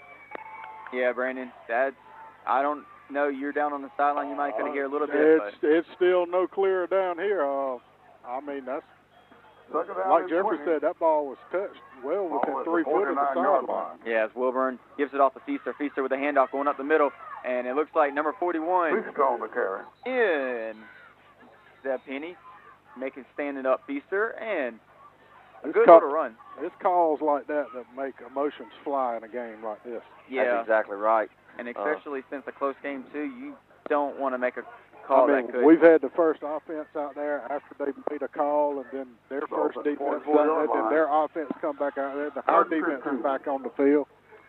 It's you really have to watch your composure in a close game. That's like not this. the kind of call suited for this live version of this SALUDANow show. I can tell you that right now. now. No, definitely not. You probably got the comments going off right now, but Wilburn in the backfield, Feaster behind him. One to his right, one to the left. Oh, pistol look. And we got a flag on the play, and it looks like it is going to be a false start or a timeout. 5-yard penalty against the Cyclones. Moves it back to the 48.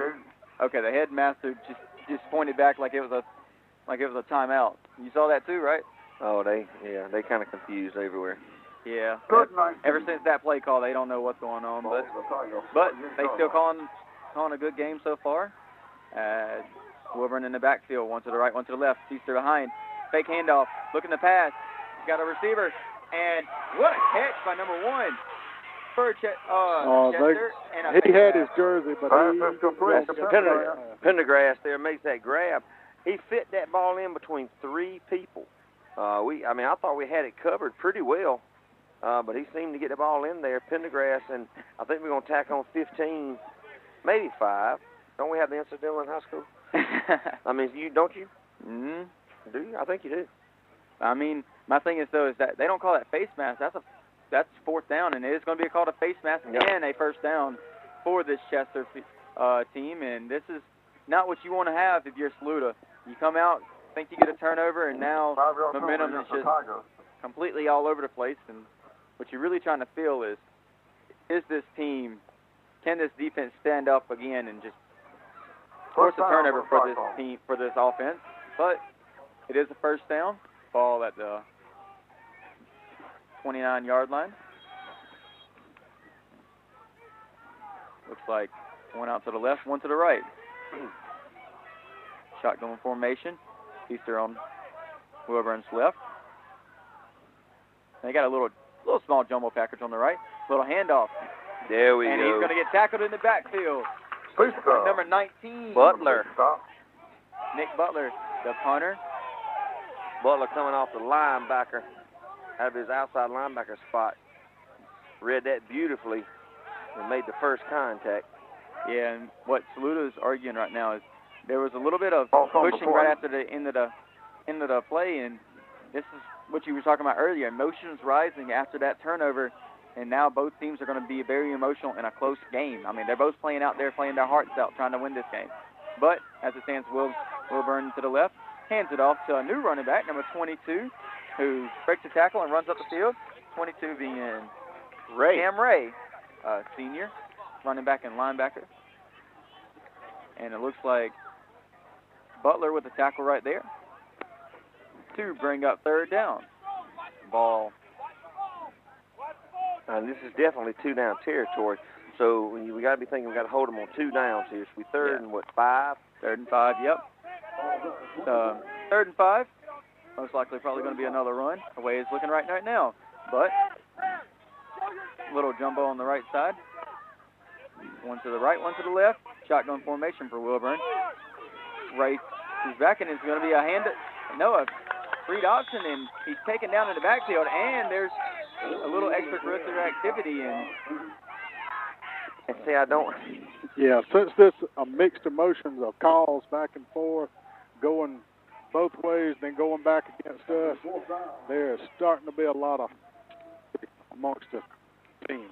Yeah, and I think in between there, and they're going to call them off the official timeout. They're going to pull them over to the side. Cut the sprinklers on, Jeffrey. That'll cool them down. Yeah. Yeah, that's exactly right. I tell you what, man, you're seeing a lot of stuff that, you know, Chester, as a matter of fact, they just pulled our man down by our face mask, okay, out there trying to block. Nothing thrown. Took him to the ground after the whistle. Nothing thrown. If the officials, this is where, to me, the official needs to take control of the game before things get out of hand. Because they got to realize, I mean, these are 15, 16, 17, 18-year-old kids, and, you know, very emotional, especially when we get a turnover that they give to us, then take back. So, you know, it's kind of, you know, I can kind of see it starting to fuel up, and if they don't get control of the game now, you know, it might be, now our defense is walking back off. Yeah, they're walking off. They're actually going to talk to the coach now, but I think the officials are going to talk to both coaches and trying to get the coaches to calm them down, because I think they're going to start throwing flags anytime there's anything like that. And I mean, earlier in the second quarter, you had a punch thrown by number 75 over there for Chester, thrown at one of the Saluda players, and a penalty not thrown. Both teams didn't see it, but good for Saluda and number 5 and Akeem Mills to not retaliate after that punch was thrown, because they don't, like Jeffrey said, they don't see the first one, but they'll see the second one. They do see the second one, yep. But now they're trying to let them cool off on the side, kind of use this as more of a water break, and send them back out on the field with cooler, calmer heads. Because you can see right there, it was starting to get a little bit more chippy, especially with, I don't know what happened on the end side, but I think Lott might have got his shoe pulled off, and that's something you don't want to see right there, is a little extracurricular going on. But as it stands, it's 4th and 7. Ball on the 36-yard line. 26-yard line, my bad. Wilburn in the backfield. Looks like Ray behind him. Play action pass, looking downfield, and it's going to be Batted away by number 19, Butler. Yeah, there is a flag on the field, but it's thrown back there where the linemen are. So it looks like it's going to be a holding. You're going to be declined, and there's an injured Cyclone on the field. So it looks like we're going to take a commercial timeout. Do you see we've lost shoes on the last two plays? Watch these guys on the line. I bet they're down there pulling our shoes off. Hey, they untying them right now. But yeah, we're going to take a little commercial break for let the injury and let... What's the flag on the field? It's going to probably likely be a holding. It's right there where the holding is thrown. So it looks like it's probably going to be a holding, and it's going to be Saluda Tiger ball here. 5:10 left to go. 6-3, Cyclones up. But, you know, in Brandon's defense, you know, they did signal our ball a little while ago and whatnot, so I really want to make sure here. Hey, we don't take anything for granted here. Brandon, you should walk out there and see if it's our ball. What's that? You should walk out there and ask the ref if it's our ball. See what he says. He might change his mind up. Well, I might could confuse him because I can tell you right now, if you cough and turn around, you might have him confused. You might have him on his heels. Yeah. I mean, he looked a little confused earlier. I mean, there's a penalty thrown that he called it looked like he pointed timeout on Chester. So, but injured player is walking off the field. It don't look like we have that number for the injured player. So, number 5. Well, yeah, we don't have him on the roster. Oh. But as it stands, offense coming back on the field and going to send it to Jeffrey. All right, here we go. Salute offense going to take the field here. 1st and 10, ball at 26-yard line of the Tigers. 5 minutes, 10 seconds. 6-3, Chester's winning this game. Braden Williams in the backfield along with Daniels. 2 wide receivers to the left, 1 to the right. Checking our play here, making sure we're good to go. Looks like Chester may be bringing some pressure. All right, we're going to try Braden Williams on a read option. Going to keep the ball up the middle, get stood up immediately. I'm going to say either no gain. We're going to give that no gain. So we're second out another injury here on number 52. He's going to go hopping off to the side, or maybe not. He might make it to the side. He's got a stinger. You can tell the way he's hopping. He got rolled up over or something, because the way that he's hopping right now, he is in some type of pain. But that's one of those ones where if Williams hands it off to Daniels right there, Kirsten Daniels is probably running up the sideline if you just get the block down the field. But he decided to read option, and he kind of got tackled in the backfield. Jeffrey's still on the call. All right, here we go. Williams got 2 wide receivers in a bunch close to the line over here to the left. Let's see what we're going to do. Oh, it's Daniels straight handoff up the middle. Tackling by his shoestrings. Great gain, about 7 yards.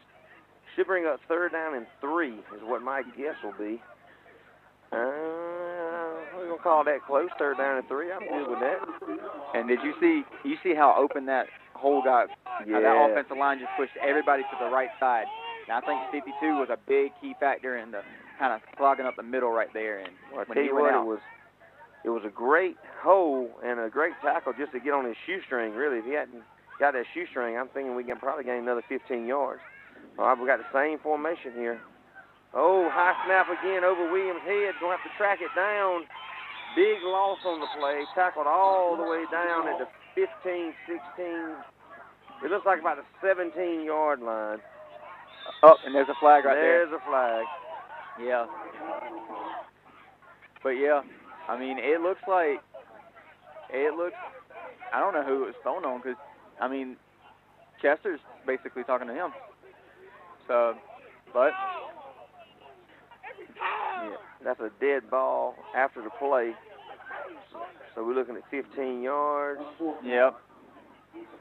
And that's something that you don't need. I mean, you've had, what, three snaps over the head so far in this game, and each one of them has really cost it Saluda, and then that penalty right there kind of puts Butler in the end zone. Yeah, they're still walking it off, and Butler's still back. He is going to be about 6 yards deep in the end zone. Ball's going to sit on the 9-yard line. 4th and a country mile. And if Butler can get a great kick right here, that would be very crucial. And Saluda's running on a player near the end of it. Yeah. But a great kick right here from Butler could really flip the momentum and definitely fill position. Chester Mantle waits it on the Saluda side of the field, the 40-yard line. Good kick by Butler, pushing him back. Fair catch call for at the 46-yard line of the Tigers. Chester will take over there, first down and 10. Again, you know, we'd like to thank everybody for tuning in tonight. SALUDAnow's football coverage of Saluda High School Fighting Tigers here at Matthews Field, Bettis Herlong Stadium on a Thursday night. Burton went ahead with the big Thursday theme. Just glad to get this game in. It's been dry, been a beautiful, beautiful night, really. Great homecoming, and we're going to turn this thing over to Tyler Rowe. Yeah. So it looks like a little 3 men in the backfield with Wilburn.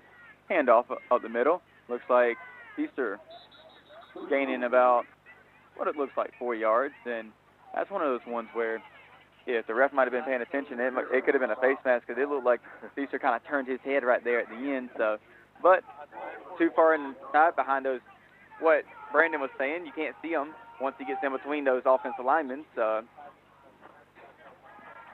but second down and looks like 7. Wilburn in the backfield and shotgun gives it off to Feaster. Feaster up the middle, getting stopped by a host of Tigers. First one there is J.T. Lott. As we can bring up third down. Oh, yeah, Davon Wallace in on that tackle, along with number 19, Butler. Tackling there. Way to get to the ball, guys. And great job. Let's don't leave out number 5, Mr. Mills. That's Akeem Mills.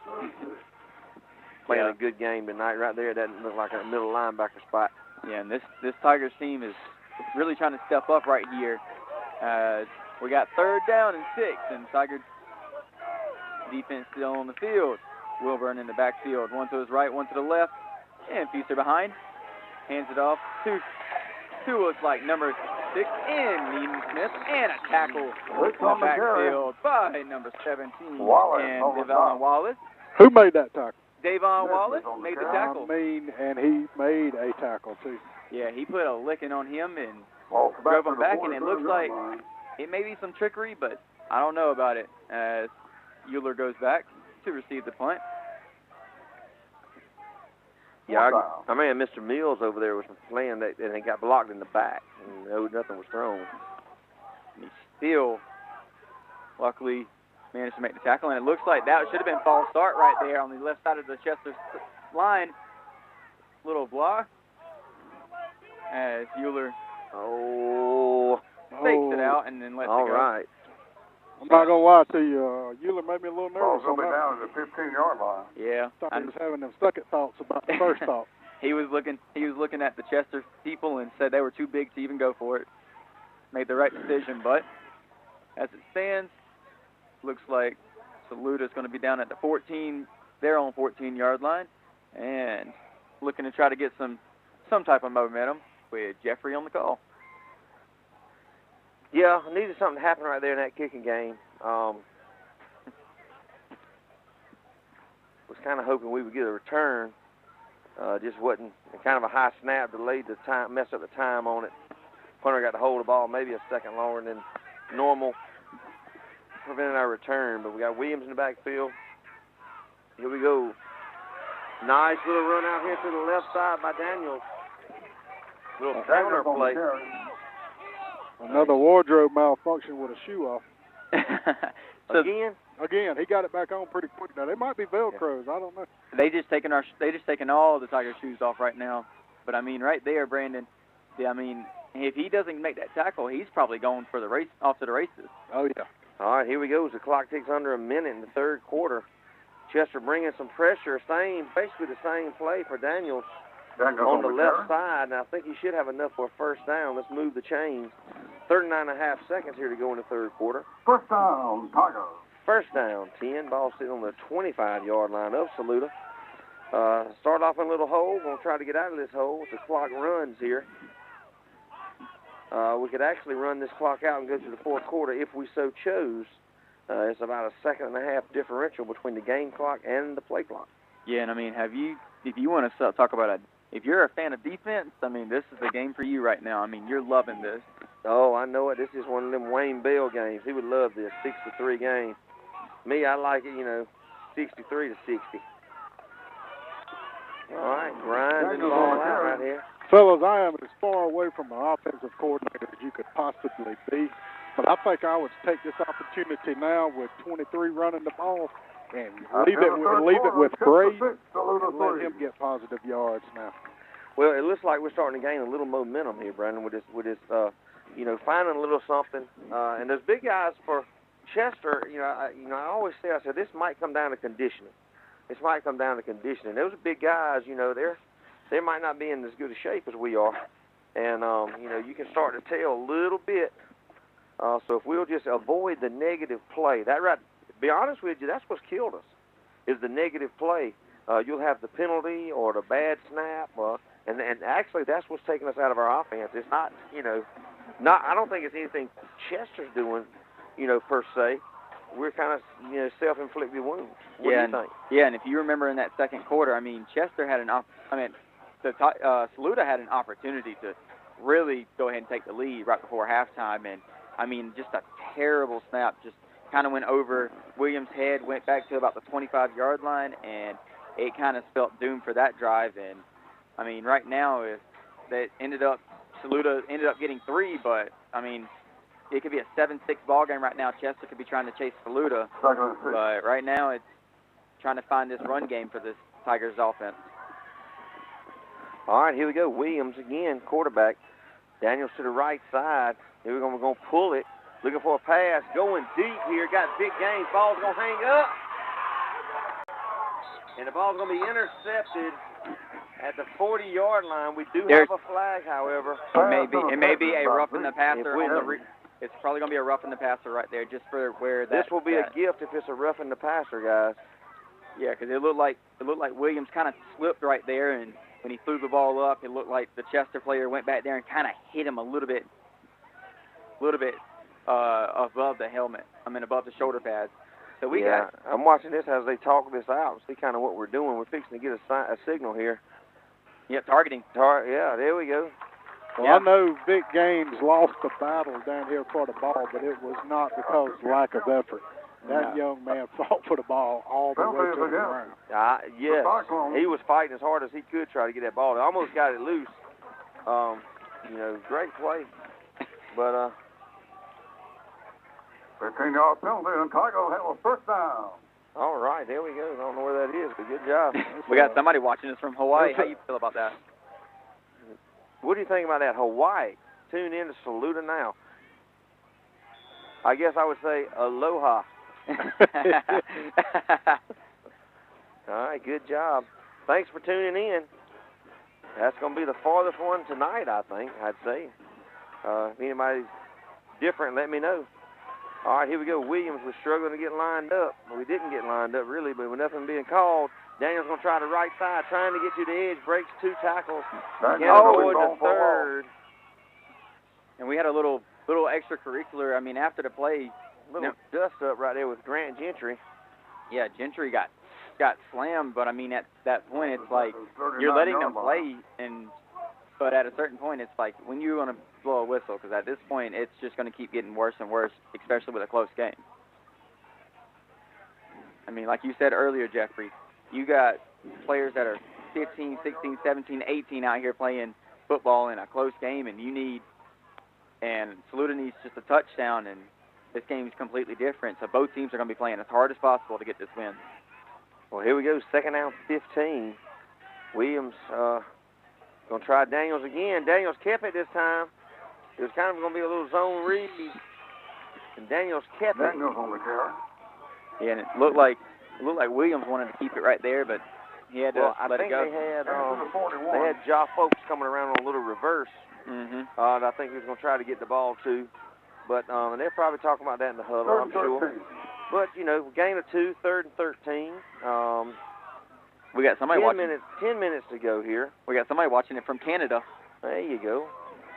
Or Canada. Uh-huh. So, 3rd and 13 here. Got to get the ball down the field. I don't know that we're in 4-down territory right here. or time. I'm sure we're going to get the ball back. But here we go. Nice slant, big gain. First down, Tigers. Get the ball all the way down to the Chester 35-yard line. A little bit of lightning in that bottle. Great throw, great catch. Yeah, and that offensive coordinator for Saluda is going off right now. He said there should have been targeting on that play, and I believe so. I mean, the way that they're doing right now, they're hitting them high up and in that helmet, and they're going to probably pull number 51 off the field. But that's what Saluda can do right now. Saluda can really go out there and exploit that. I mean, if they can get 2 steps on them, get on the inside, I mean, you're hitting players left and right on quick slants and just running down the field. Yeah, and that's one thing we got to look at too. It's got to come out quick. We don't have a lot of time. The slant was a perfect call right there. Big gains working inside 2 people. Good, like I said, great throw. I was right on the money. Great catch. Big first down for the Tigers. And if we're going to do it, I mean, right now, we want to do it here. We want to go ahead and do what we got to do. Take care of business. Take care of this ball. So the next few play calls are really going to be key. Yeah, and Brandon, I don't know if you saw it, but did you look down the sideline and see the offensive coordinator absolutely going ballistic right over there? Oh yeah, I mean he definitely showed emotion once that play was complete. And personally, I think these quicker passes are going to catch Chester off guard more so than these long developing passes that take too much time. It gets too many people in the area of the ball. The quick pass seemed to work, and I think he saw something there. Yeah, and something that you can see right here is they're playing one single high safety. So if you can hit something in man-to-man coverage, I mean, you're easily getting 10, 15 yards down the field every time. Well, we have some great matchups here.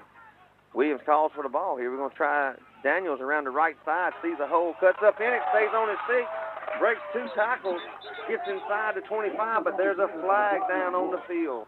And it's right there in the zone of holding, and it looks like number 11 is going to be the one called for it in Hagler, and that's a tough one right there. Signaling hold. Yeah, I mean, that's a killer. I mean, that's a 10-yard penalty, gets you behind the chain after a big gain on that run. Yeah, and he, as soon as the play ended, he looked over at the coach and said, "That's my fault. I should have let him go." And, I mean, you may say that, but right now it's like if you don't get the first down right here, it's going to be that's a brutal call right there for this Tigers team. And that was a massive play by Daniels. I mean, he went there and just completely destroyed one of the Chester players and kept on going. Yep. And as Dolores Williams said, no more flags, Tigers. And, that goes back to what I said earlier. Chester didn't stop us. We stopped ourselves with a hold. Okay, first down, 20. Ball at the 45-yard line. Williams again. Another snap, a little bit high. Oh, this is a duck. Knocked down, incomplete. And that's good defense by number 13 in Victadius Gaines. I mean, he had to turn from a wide receiver to a defender and just smack the ball down. But, I mean, have you noticed something? When Williams tries to throw the ball, he's slipping a lot. Brandon, what's the field conditions looking like right now? I see a lot of turned up turf out here in a lot of places. I mean, I've been noticing it all game. It's turned up pretty good. It's mainly on the sides, a little bit in the middle, but it's definitely a little slight mist been blowing in all night, so I think that might have some effects on the field condition. Yeah.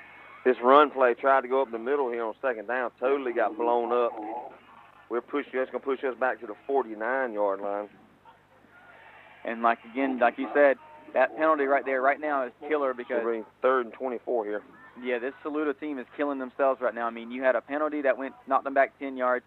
You had a play where the ball went over Braden Williams' head that could have almost costed them a pick with the duck in the air. I'm going to say this, too, about the snap. A couple of those, they're high, but that went right through his hands. Yeah. Now, it might, so I can't put all this on the center. Braden has had some go through his hands. So that last one that he had go through his hands, that really wasn't that bad a snap. I mean, it was here, at his head, but not necessarily bad. So yeah. you know. And you have no idea what could possibly turn from the rest of this game. But I mean, right now this Tigers team, if they can just find some way to get a big game right here, and at least get it in field goal range, I feel like all momentum's changed. So, but it's right now you can't get really anything right now with Williams having to scramble back and throw off his back foot, but he's slipping every 5 seconds when he throws. Well, we're looking at it's 9:07 to go in the game, 6-3. Chester's up. I know we're supposed to call out the score more than we have tonight, but it's 6-3. Chester, 9:07 to go, fourth quarter. We're third and about 24. So we need to come up with a good play. Chester 49 yards. And you talk about getting in field goal range, man. Field goal range will be, gosh, oh man, you talking? I don't know. We get a first down before we get in field goal range, I believe. I mean, here we go. Whatever happens for the ball here. Straight drop back. Oh my goodness, we got it. Oh! Good job. Nice throw right there. Nice throw. Perfectly on the money. Little wheel route. At first it looked like we were setting up a screen. Tristan Daniels on the reception. And I guess that's what they wanted them to see, was setting up screens. Touchdown, Tigers. But what a play right there. That's a huge play for the Tigers. And I mean, Brandon, you had a great angle of that right there. Yeah, What did you think? I thought I was fixing to get in the game. I'm so glad that Tristan Daniels caught that, because if he hadn't, it was all on me, and I just don't physically have it in me no more to take that beating that these boys are putting on them. All right, here we go. Big first down for the Tigers. 9 minutes to go. Daniels off to the right side of Williams. Williams going to call for the ball here. Try Daniels. Oh, that's not Daniels. Excuse me, guys. I said Daniels. Daniels is 23. That right there is Jaden Myers. Jaden Myers on the carry. There we go. Jaden Myers, a 10th grader. I have my numbers backwards. And put the big man in the backfield. Put the linebacker in the backfield and let him rumble. I mean, just go out and look at what Jerome Bettis did, and a fullback too. Wise. Well, I tell you what, Mr. Daniels needs a break anyway, because he's been working hard here. Yeah, at this point, I wouldn't be scared to put number 9 in. Ooh. And you want to talk about exploding through the line. Number 8 for Chester, and that's Baxley. Yeah. And I hate to say it, but his future children are going to feel that. They're going to come out with a stutter because of that hit. Yeah, he got hit hard. Wow. Brandon, did you hear it down there? That was a solid thud. But he came running. I mean, he came blitzing before the snap of the play, so they might want to try to change that cadence up a little bit if they're going to start timing it like that. They're coming again. Jump ball. Throw to the corner. Yeah, and there's a flag right there. That's what we wanted. Yeah, and the back official back there made that call, and he made the right call. I mean, you holding on to him. You can't be doing that, and especially in a play where Williams was throwing the ball up just for a jump ball, and the cornerback never turned his head. So we were looking for that back corner fade there. Defender had Vic Gaines by the shoulder pad. And number 9 pulled his shirt down. Number 9 is in the game on offense. There we go. 9 is in the game on offense. The heavy package. Yeah, heavy package. Amir Johnson's in there. And run this thing 4 times up the middle is what I feel like Saluda's going to do, is run this thing is right behind your big heavy package. Jameer Myers is in there. The ball is on the 6-yard, inside the 6-yard line. You know, our heavy package, if you look at it, is really not heavy, are we? No, it's not heavy. I mean, we're long and lean and look like we look good. We're not, we're going to call it the heavy package, but there ain't a whole lot of heavy in this. First and goal, Tigers. Just like that, we're on the 8. Yep, 8-yard line, so they pushed us back. All right, here we go. Braden Williams up in the middle, dragging one person, breaks a tackle, getting inside the 5, down to the 2. Nice run. I'm going to tell you what, somebody made contact at about the 6, and he pulled them and drug them all the way down to the 2. Nice hard run right there by Braden Williams. Same package in the game. We're bunching up. We got everybody out here. Braden Williams in the shotgun. Kind of looking for a place to go here. Man on man. Makes contact in the backfield. Touchdown. Leaning forward. Touchdown, Tigers. Touchdown, Braden Williams. Great play. And that's what I'm saying right there. That is what you're saying. You run this ball the whole time. You're making it very difficult for this team. And these bigger guys, I mean, they look nice, but, I mean, they get exhausted too. So you put your conditioning in, you give a chance for this Saluda team to score. And we're going to send it down to Brandon for the pinto kick. All right, Ashley's over the ball. Euler is down getting set. Oh, we got a whistle.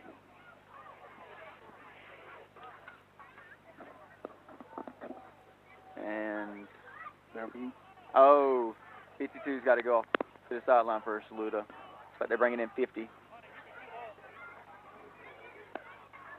So it looks like Cannon coming off and Boatwright going in, yep. Big Walt coming off. All right, Ashley's back over the ball. Euler's getting so is ready. The snap is good. The kick is good. Yes. Kick is good. Tigers 10. There you go. Tigers 10, Chester 6. Saluda takes its first lead of the game with 7:08 remaining in the fourth quarter on a Braden Williams 2-yard touchdown plunge out of the heavy package.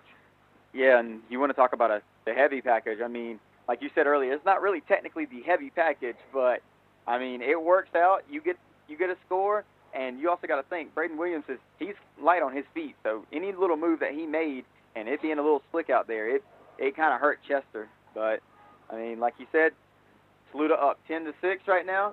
Need to get a big stop right here and just run the ball on them every time. I'm gonna tell you what, this has been an outstanding game, both ways. I mean, competitive, hard hitting, big plays. A lot of up and down. Defensive game for sure, which is not my favorite kind of game, but this is a great game. But I'll tell you what, I like a game when Saluda's winning. I like that part. Yeah, I mean, I bet you every single Tiger Nation for SALUDANow is they're rooting them on as loud as they can. They probably were screaming and hollering as soon as Braden Williams fell in the end zone and the hands went up. But, I mean, like you said, it's a really great game. Really hard-fought game right now. I mean, it's nerve-wracking for both sides. Brandon, how you feel about this game so far? Brandon's signing autographs, guys. He don't have time for us right now. Yeah, he's down there. He's got other things to do, he said. Uh-huh. Ain't nothing wrong with that. Yeah, let him sign autographs. Good time to do it. He's our celebrity on-field All right, commentator. this is one of my favorite parts of the game right here, when Pinto kicks off. Because when Pinto kicks off, we've done something good, so I like it. All right, gentlemen, I was talking to the local celebrity, Kevin Ashley, down here on the field. I've been gone all this week, and I was giving him accolades on the field, and he's picking out the negative parts of it, which I didn't notice until he was pointing them out. That's how much a perfectionist he is. All right, here we go. Cameras are up right here at the Pinto Fan Club. They're recording right now. Here we go. My favorite part. All right, little pooch kick over here to the right, using the sideline, taking it back to the middle of the field. That's number 4 for Chester. He's got a huge lane. Only one man can catch him. Is that going to be Pinto? Is he run down by? Who is that? Looks like 26 for Saluda. Right. 26 being Darrell Hill. Darrell Hill might have saved the game for the Tigers because the only man that left was Pinto. Yeah. So, great job by young man Darrell Hill. He's young. Where's Darrell? He's a freshman. That's right. Darrell's a freshman. Darrell's got an interception on the season. Yeah, and he... so that's that Crescent. Yeah, Crescent, I think. Crescent when he had his interception. So, hey, thank you, Darrell Hill, for running him down, buddy. Appreciate that. Yes. As we have a shotgun formation. Handoff goes to the running back. Running back bounces on the inside. Looking for a hole. Getting kind of stood up there after gaining at least a 7-yard gain right there. Cam Ray on the carry. Yeah. Ray over here just trying to do everything. I mean, this is going to bring up second and looks like 4. As Chester looks over to the sideline, just looking to try to get the play call. And I bet you a lot of these Saluda fans already know what the play call is going to be. Run it right up the middle. Shotgun formation, one on the left, one on the right. Run back to this left. Hand off right up the middle, and Saluda gets back there, stops him at the line of scrimmage, and is slammed down. Looks like Lott and number 41 and Zeb Penny. Right there. Zeb Penny, Jordan Hagler on that tackle. Met him right at the line of scrimmage. You know, they got a little up back here, and they're trying to follow that up back, number 38. 38's a good-sized young man. Julian Boyd, he's actually a freshman. That's a good-sized freshman there. Yeah, and right now it's either going to run at his side or they're going to roll out to the left. So, and it looks like they got Saluda to jump, and number 33 for Saluda. Flag on the play. And should be Barry. Jackson Berry. All right, there's a Bulldog sighting, not a spotting, but a sighting coming into the booth now. Yep. We've been hanging on by a thread, but he is here now, ladies and gentlemen. Yep. Our mentor, our leader, the Mr. Burton Bulldog Campbell himself. Yeah. So Saluda up 10-6 right now. 19-yard line. Ball on the 19-yard line for Chester. Head linesman over there talking to the quarterback. You got two on the left. Kind of in Giants formation. All right, what are we looking at here? And shotgun formation here. Running back on the right. Run to the left. Looks like, and a great stop by Lott. Lott still pulling, and Lott takes him down. Flag on the stop. Well, looks like a 2-yard gain. J.C. Lott's a one-man wrecking crew, isn't he? Yeah, J.C. Man. Lott. You don't ever run anywhere close to J.C. Lott if you're any team playing against Saluda. I mean, each one of them, every time you go near Lott, Lott's pulling you back, or he's going to be right there to meet you in the hole. I mean, he has such a motor on him. You know, I mean, that's just, he just keeps going and going. I hate to know I had to block him all night long. That was terrible. Yeah, he's over here. He's not over there where the big 65 is, but shotgun formation, little handoff to the right. Looks like Ray going to do the right side and gets close to the first down, but not there. Right on the carry. He's going to be down for what looks like it's going to be a 3rd and 1. Saluda defense really needing to stand up right here, doing kind of what they need to do over there.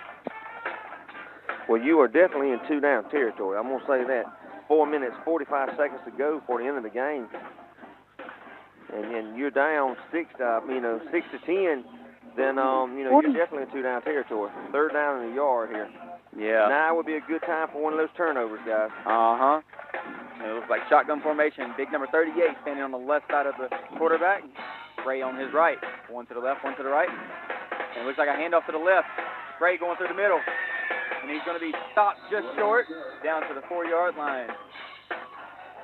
And that is a first down for this Cyclones team. As right now, you're really looking, you're a Tiger fan, you're really nervous right now. I mean, you're right there on the 5-yard line and just looking to try to get a stop somewhere along the line. So, first and goal. If you're just tuning in, this drive for Chester started with a big-time kick return. Yeah, and a big-time momentum shift. But shotgun formation on the left. Ray goes up the middle, and is going to fall into the end zone for a touchdown. So, touchdown Cyclones. And be interested to see if they go for 2 right here. But they are going to go for a... They may not have a kicker. They might have to go for 2. Yeah, they are going for 2. So it looks like a little wildcat formation right here. Saluda needing a big stop. Number 1 in the backfield. Looking to the right. And flag. It's going to... If he didn't score, Saluda's going to decline. So...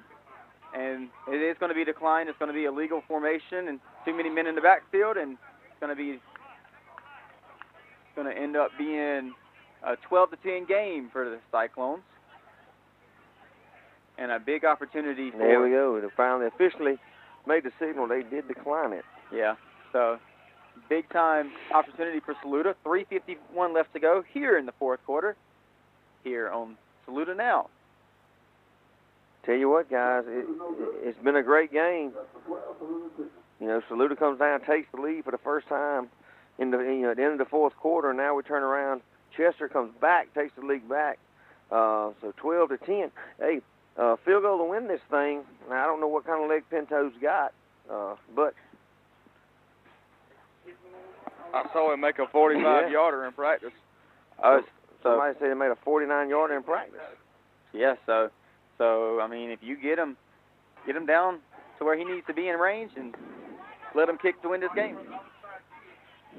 Yeah, and like Burton said, Bulldog Burton said, watch for the onside kick. I mean, they like to do a lot of trickery, and if they get the onside kick, then it's going to be a little bit tough. So. All right, here we go. All right, puts the boot in it. We'll take it at the 20-yard line. Here we go. Nice little shake and bake move. Oh, stays on his feet. Victavius Gaines going to bring it out to about the 38-yard line. Oh, if that young man could have stayed on his feet, he Oh, was man, gone. he was. Yeah. He definitely had some light in front of him, some green grass in front of him. And you saw him as soon as he got through, he looked over at the sideline and said, I was this close, showed the little small finger saying I was this close. If I could have kept my balance, I would have had me my first kick return for a touchdown this season. Well, guys, I might call this the drive of the game here with 3 minutes, 45 seconds to go. Saluda got the ball here at their own 38-yard line. It looks like their defense is kind of... 62 yards away here. Braden Williams going around, pulling up for a pass, rolling out to the left. There you go. Got Euler at the 50-yard line, right in midfield. No flags. Put it down. We're going to be moving the chains here. And that's one of those plays where Euler saw the open space. Braden Williams saw him where he was, and Euler just sat there. And that was the key. You just got to sit down right there. He'll find you. Yeah. So good job. And good thing for Euler just to fall down to the ground, not take a hard hit right there. Hey, back on the line here. We got two wide receivers to the right. We're going to break. We're going to send one to the left. All right, here we go. We got Daniels and an up back in the backfield along with Braden Williams, who's in the shotgun. Williams calls for the ball. We're going to roll to the right, looking to pass. Nice little pass. Ooh, and overthrown and intercepted right here by Chester. Multiple flags being thrown. Yeah, so it's probably going to be Chester's ball, but like a terrible hit. Zeke Evans, senior defensive back for Chester. Now we do have. Hey, there we go. Back, yeah. A block in the back. That's a real killer. Now, Saluda does have 3 timeouts. Yeah, we can stop the clock. We can get the ball back. It's 3 minutes, 3:01, something like that left to go. I can't see for the goalpost, but 3 minutes and some change, 3:01. Yeah, and if you're Saluda, you might as well just start baiting on the run. I mean, that's all they've been doing is either going up the middle or going up on the outside, and you know what he's going to do. He's usually, he's just going to take that little stutter step to the left and go up the hole. So if you can get somebody in that hole and get them to stop right here, make them throw the ball. Their biggest thing right now is they not really doing too hot on throwing. Well, they're definitely not going to be in a hurry now. You know, they're going to run it slow. Yeah. All right, Tyler, you got him here? Yep. Wilburn in the backfield. Shotgun formation. Gets it off to Taylor. Taylor bouncing on the outside. Finds a hole. And gets stood up by Butler. And looks like number 33's helmet. Jackson Berry got his helmet ripped off. And one of the linemen from Chester, number 60. It was. Yeah, just ripped his helmet right off. And he actually said something to the official about it to no avail. Yeah, and I mean, my thing is, if you're in this game right here and you see a play like that, call it a penalty. Your best thing to do right now is to try to keep control in this game. Because right now, both sides are still in a close game. Only a 2-point game. If Saluda can find a way to get the ball back, you're going to have Saluda have a chance to really do some damage and drive down the field for a game-winning field goal. But as it stands right now, 2nd and 5, shotgun formation. Wilburn in the backfield, hands it off to Taylor. Taylor looking for a hole, bouncing on the outside, and it looks like the first initial was Merrick Medlin with getting back there in the backfield, getting Yep. initial, And and then Tymar Cannon, number 14, came and cleaned that up. Cannon and one other person. Great job right there. We're way, let's see, we should be a timeout. Taylor's hurt, so it's going to Actually, be it's an injury timeout. 2 minutes, 9 seconds to go in the fourth quarter. Chester has the ball, third down, and looks to be about 7. Yeah, and we could call it 6, but it's going to probably be third down and probably a short 7, long 6. Resetting the play clock here. But yeah, he kind of got twisted up right there, and after breaking that tackle, and like you said, the host, 2 Tigers got in there, and it kind of rolled him up on the ankle. All right, clock will roll here. Third down, big third down for the Tigers. Yeah, so you got a shotgun Big formation. third down. Here we go. He's still looking to pass. Oh, a little pass in the Screen. backfield. And he's going to be knocked out of bounds. Knocked out of bounds. Great play. And that should stop the clock. As everybody said, that's going to stop the clock, and Saluda. And, guys, I believe that was a loss on the play of about 2 yards. So it's going to be 4th down and 8, 4th down and 7. Should be 4th and 8. Now, the big issue right now is, you know how Chester plays. They like to do some trickery sometimes. So here you got to watch for the trickery. Let them punt it if they're going to punt it, but watch for the trickery. I would definitely keep my eyes open here on this punt. But this is one that we need to catch, not let roll. So hopefully they gave Euler a green light here. And you just need to sit back. Don't jump on anything. All right, high ball. We're getting away from it. There we go. There we go. Saluda bounce. Going to check back up at about the 46-yard line of the Tigers. So we are 54 yards away. Yeah.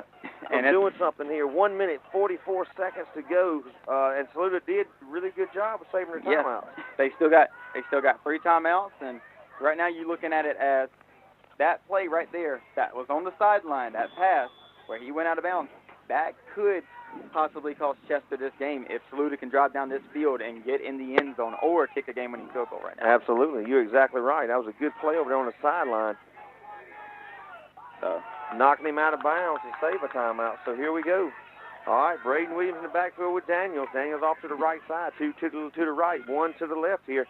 Williams calls for the ball. We're going to half roll to the right. Oh, look at here. Got a beautiful little screen set up. There's Daniels.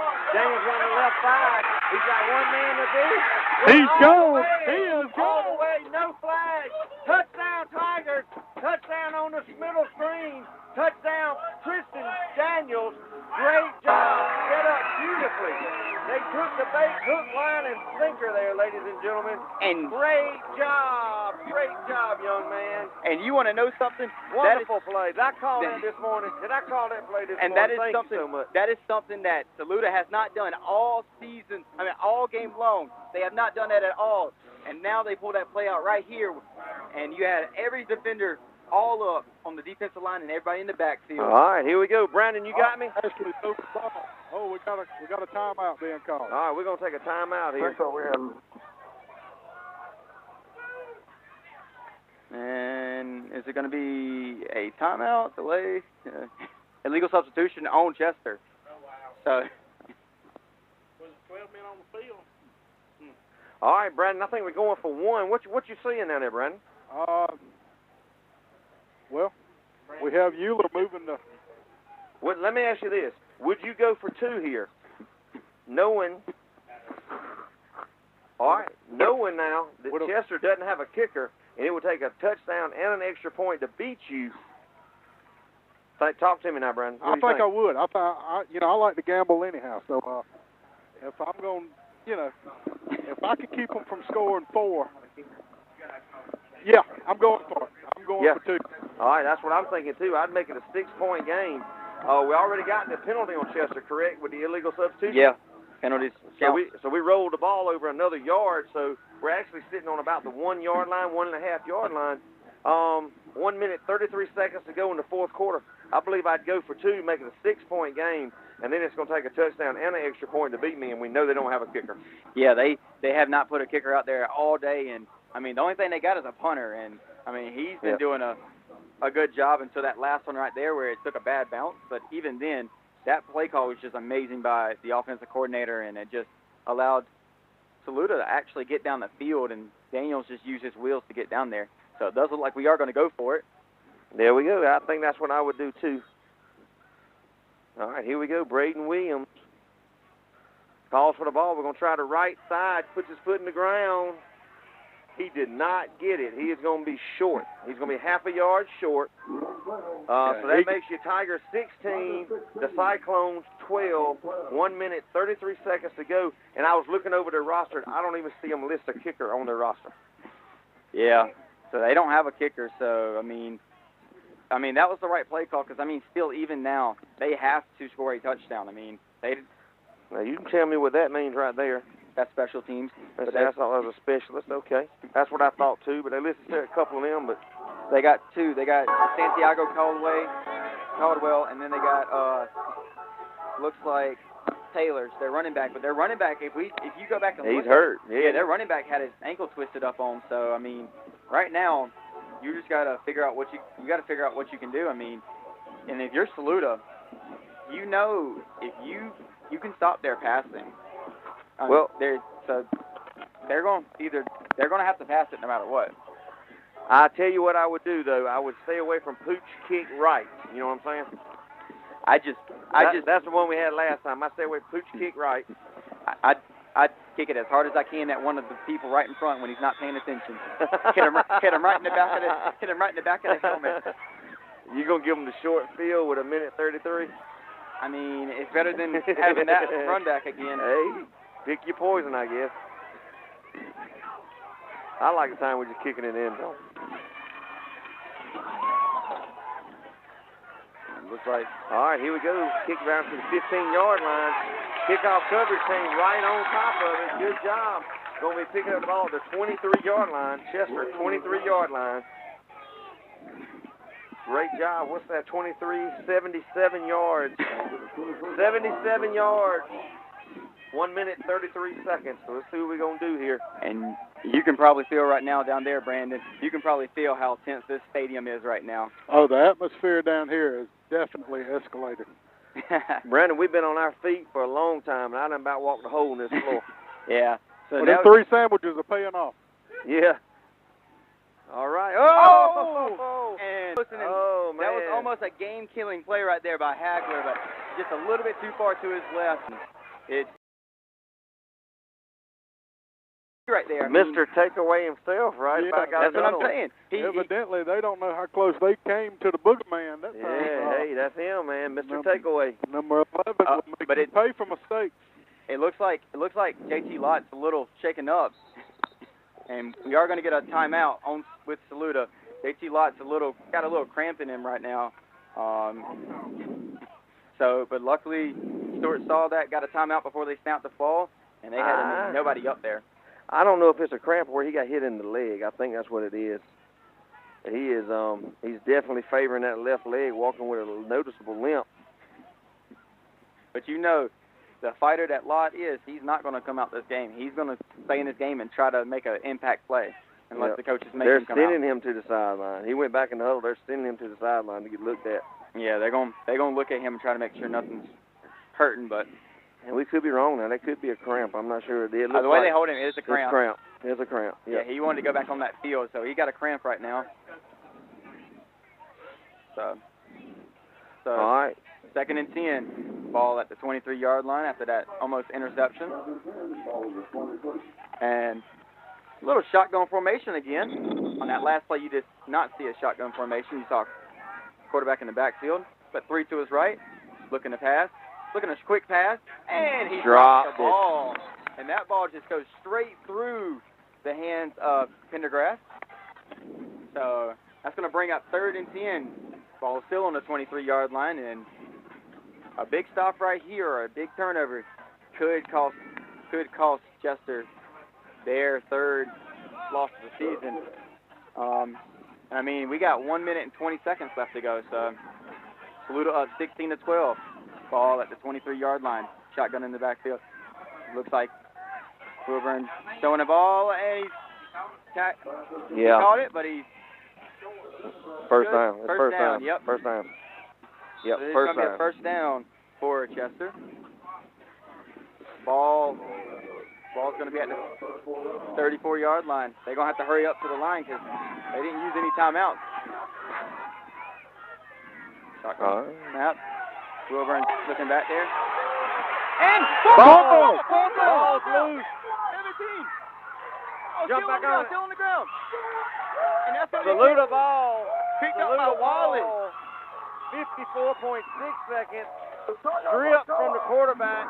Ball rolls all the way back inside the 5-yard line at about the 3, maybe the 2-yard line. Saluda jumps on it. We can end this game right here. And that was Amir Johnson, the senior, making the biggest play of his game, not giving up on the play, knocking the ball out. And Devon Wallace going out there and almost losing the ball, but still managing to get back to it and pick it up. But he wanted that scoop and score. That I don't blame him one bit, man. That's scoop and score, baby. I love that. Yeah, so now Saluda scores this right here. You might can chalk this game up. Oh, we're going in victory formation. Victory, so. Yep. They got 2. Yeah, so. Yeah, so, I mean, the biggest play of the game, and Chester gets beat 16-12 in an insane. I mean, you want to talk about an insane game. Brandon, how was that last play? Jeffrey, do you know who recovered that fumble? It was Devon Wallace. Devon Wallace. Yes, sir. Yep, Devon You know his Wallace. number? 17. 17. Yeah, he's the one that he tried to get a little scoop and score and almost forgot the ball. So, but that's game right there. Ball game, baby. Yep. Great win right here, Matthews Field, Bettis Hurlong Stadium. Your Saluda Tigers 16, the Chester Cyclones 12 in a Thursday night clash. It doesn't get any better than this, ladies and gentlemen. What a great game. This is Jeffrey Jordan, Tyler Rowe, Brandon Warren, Bulldog Burton signing off from SALUDANow.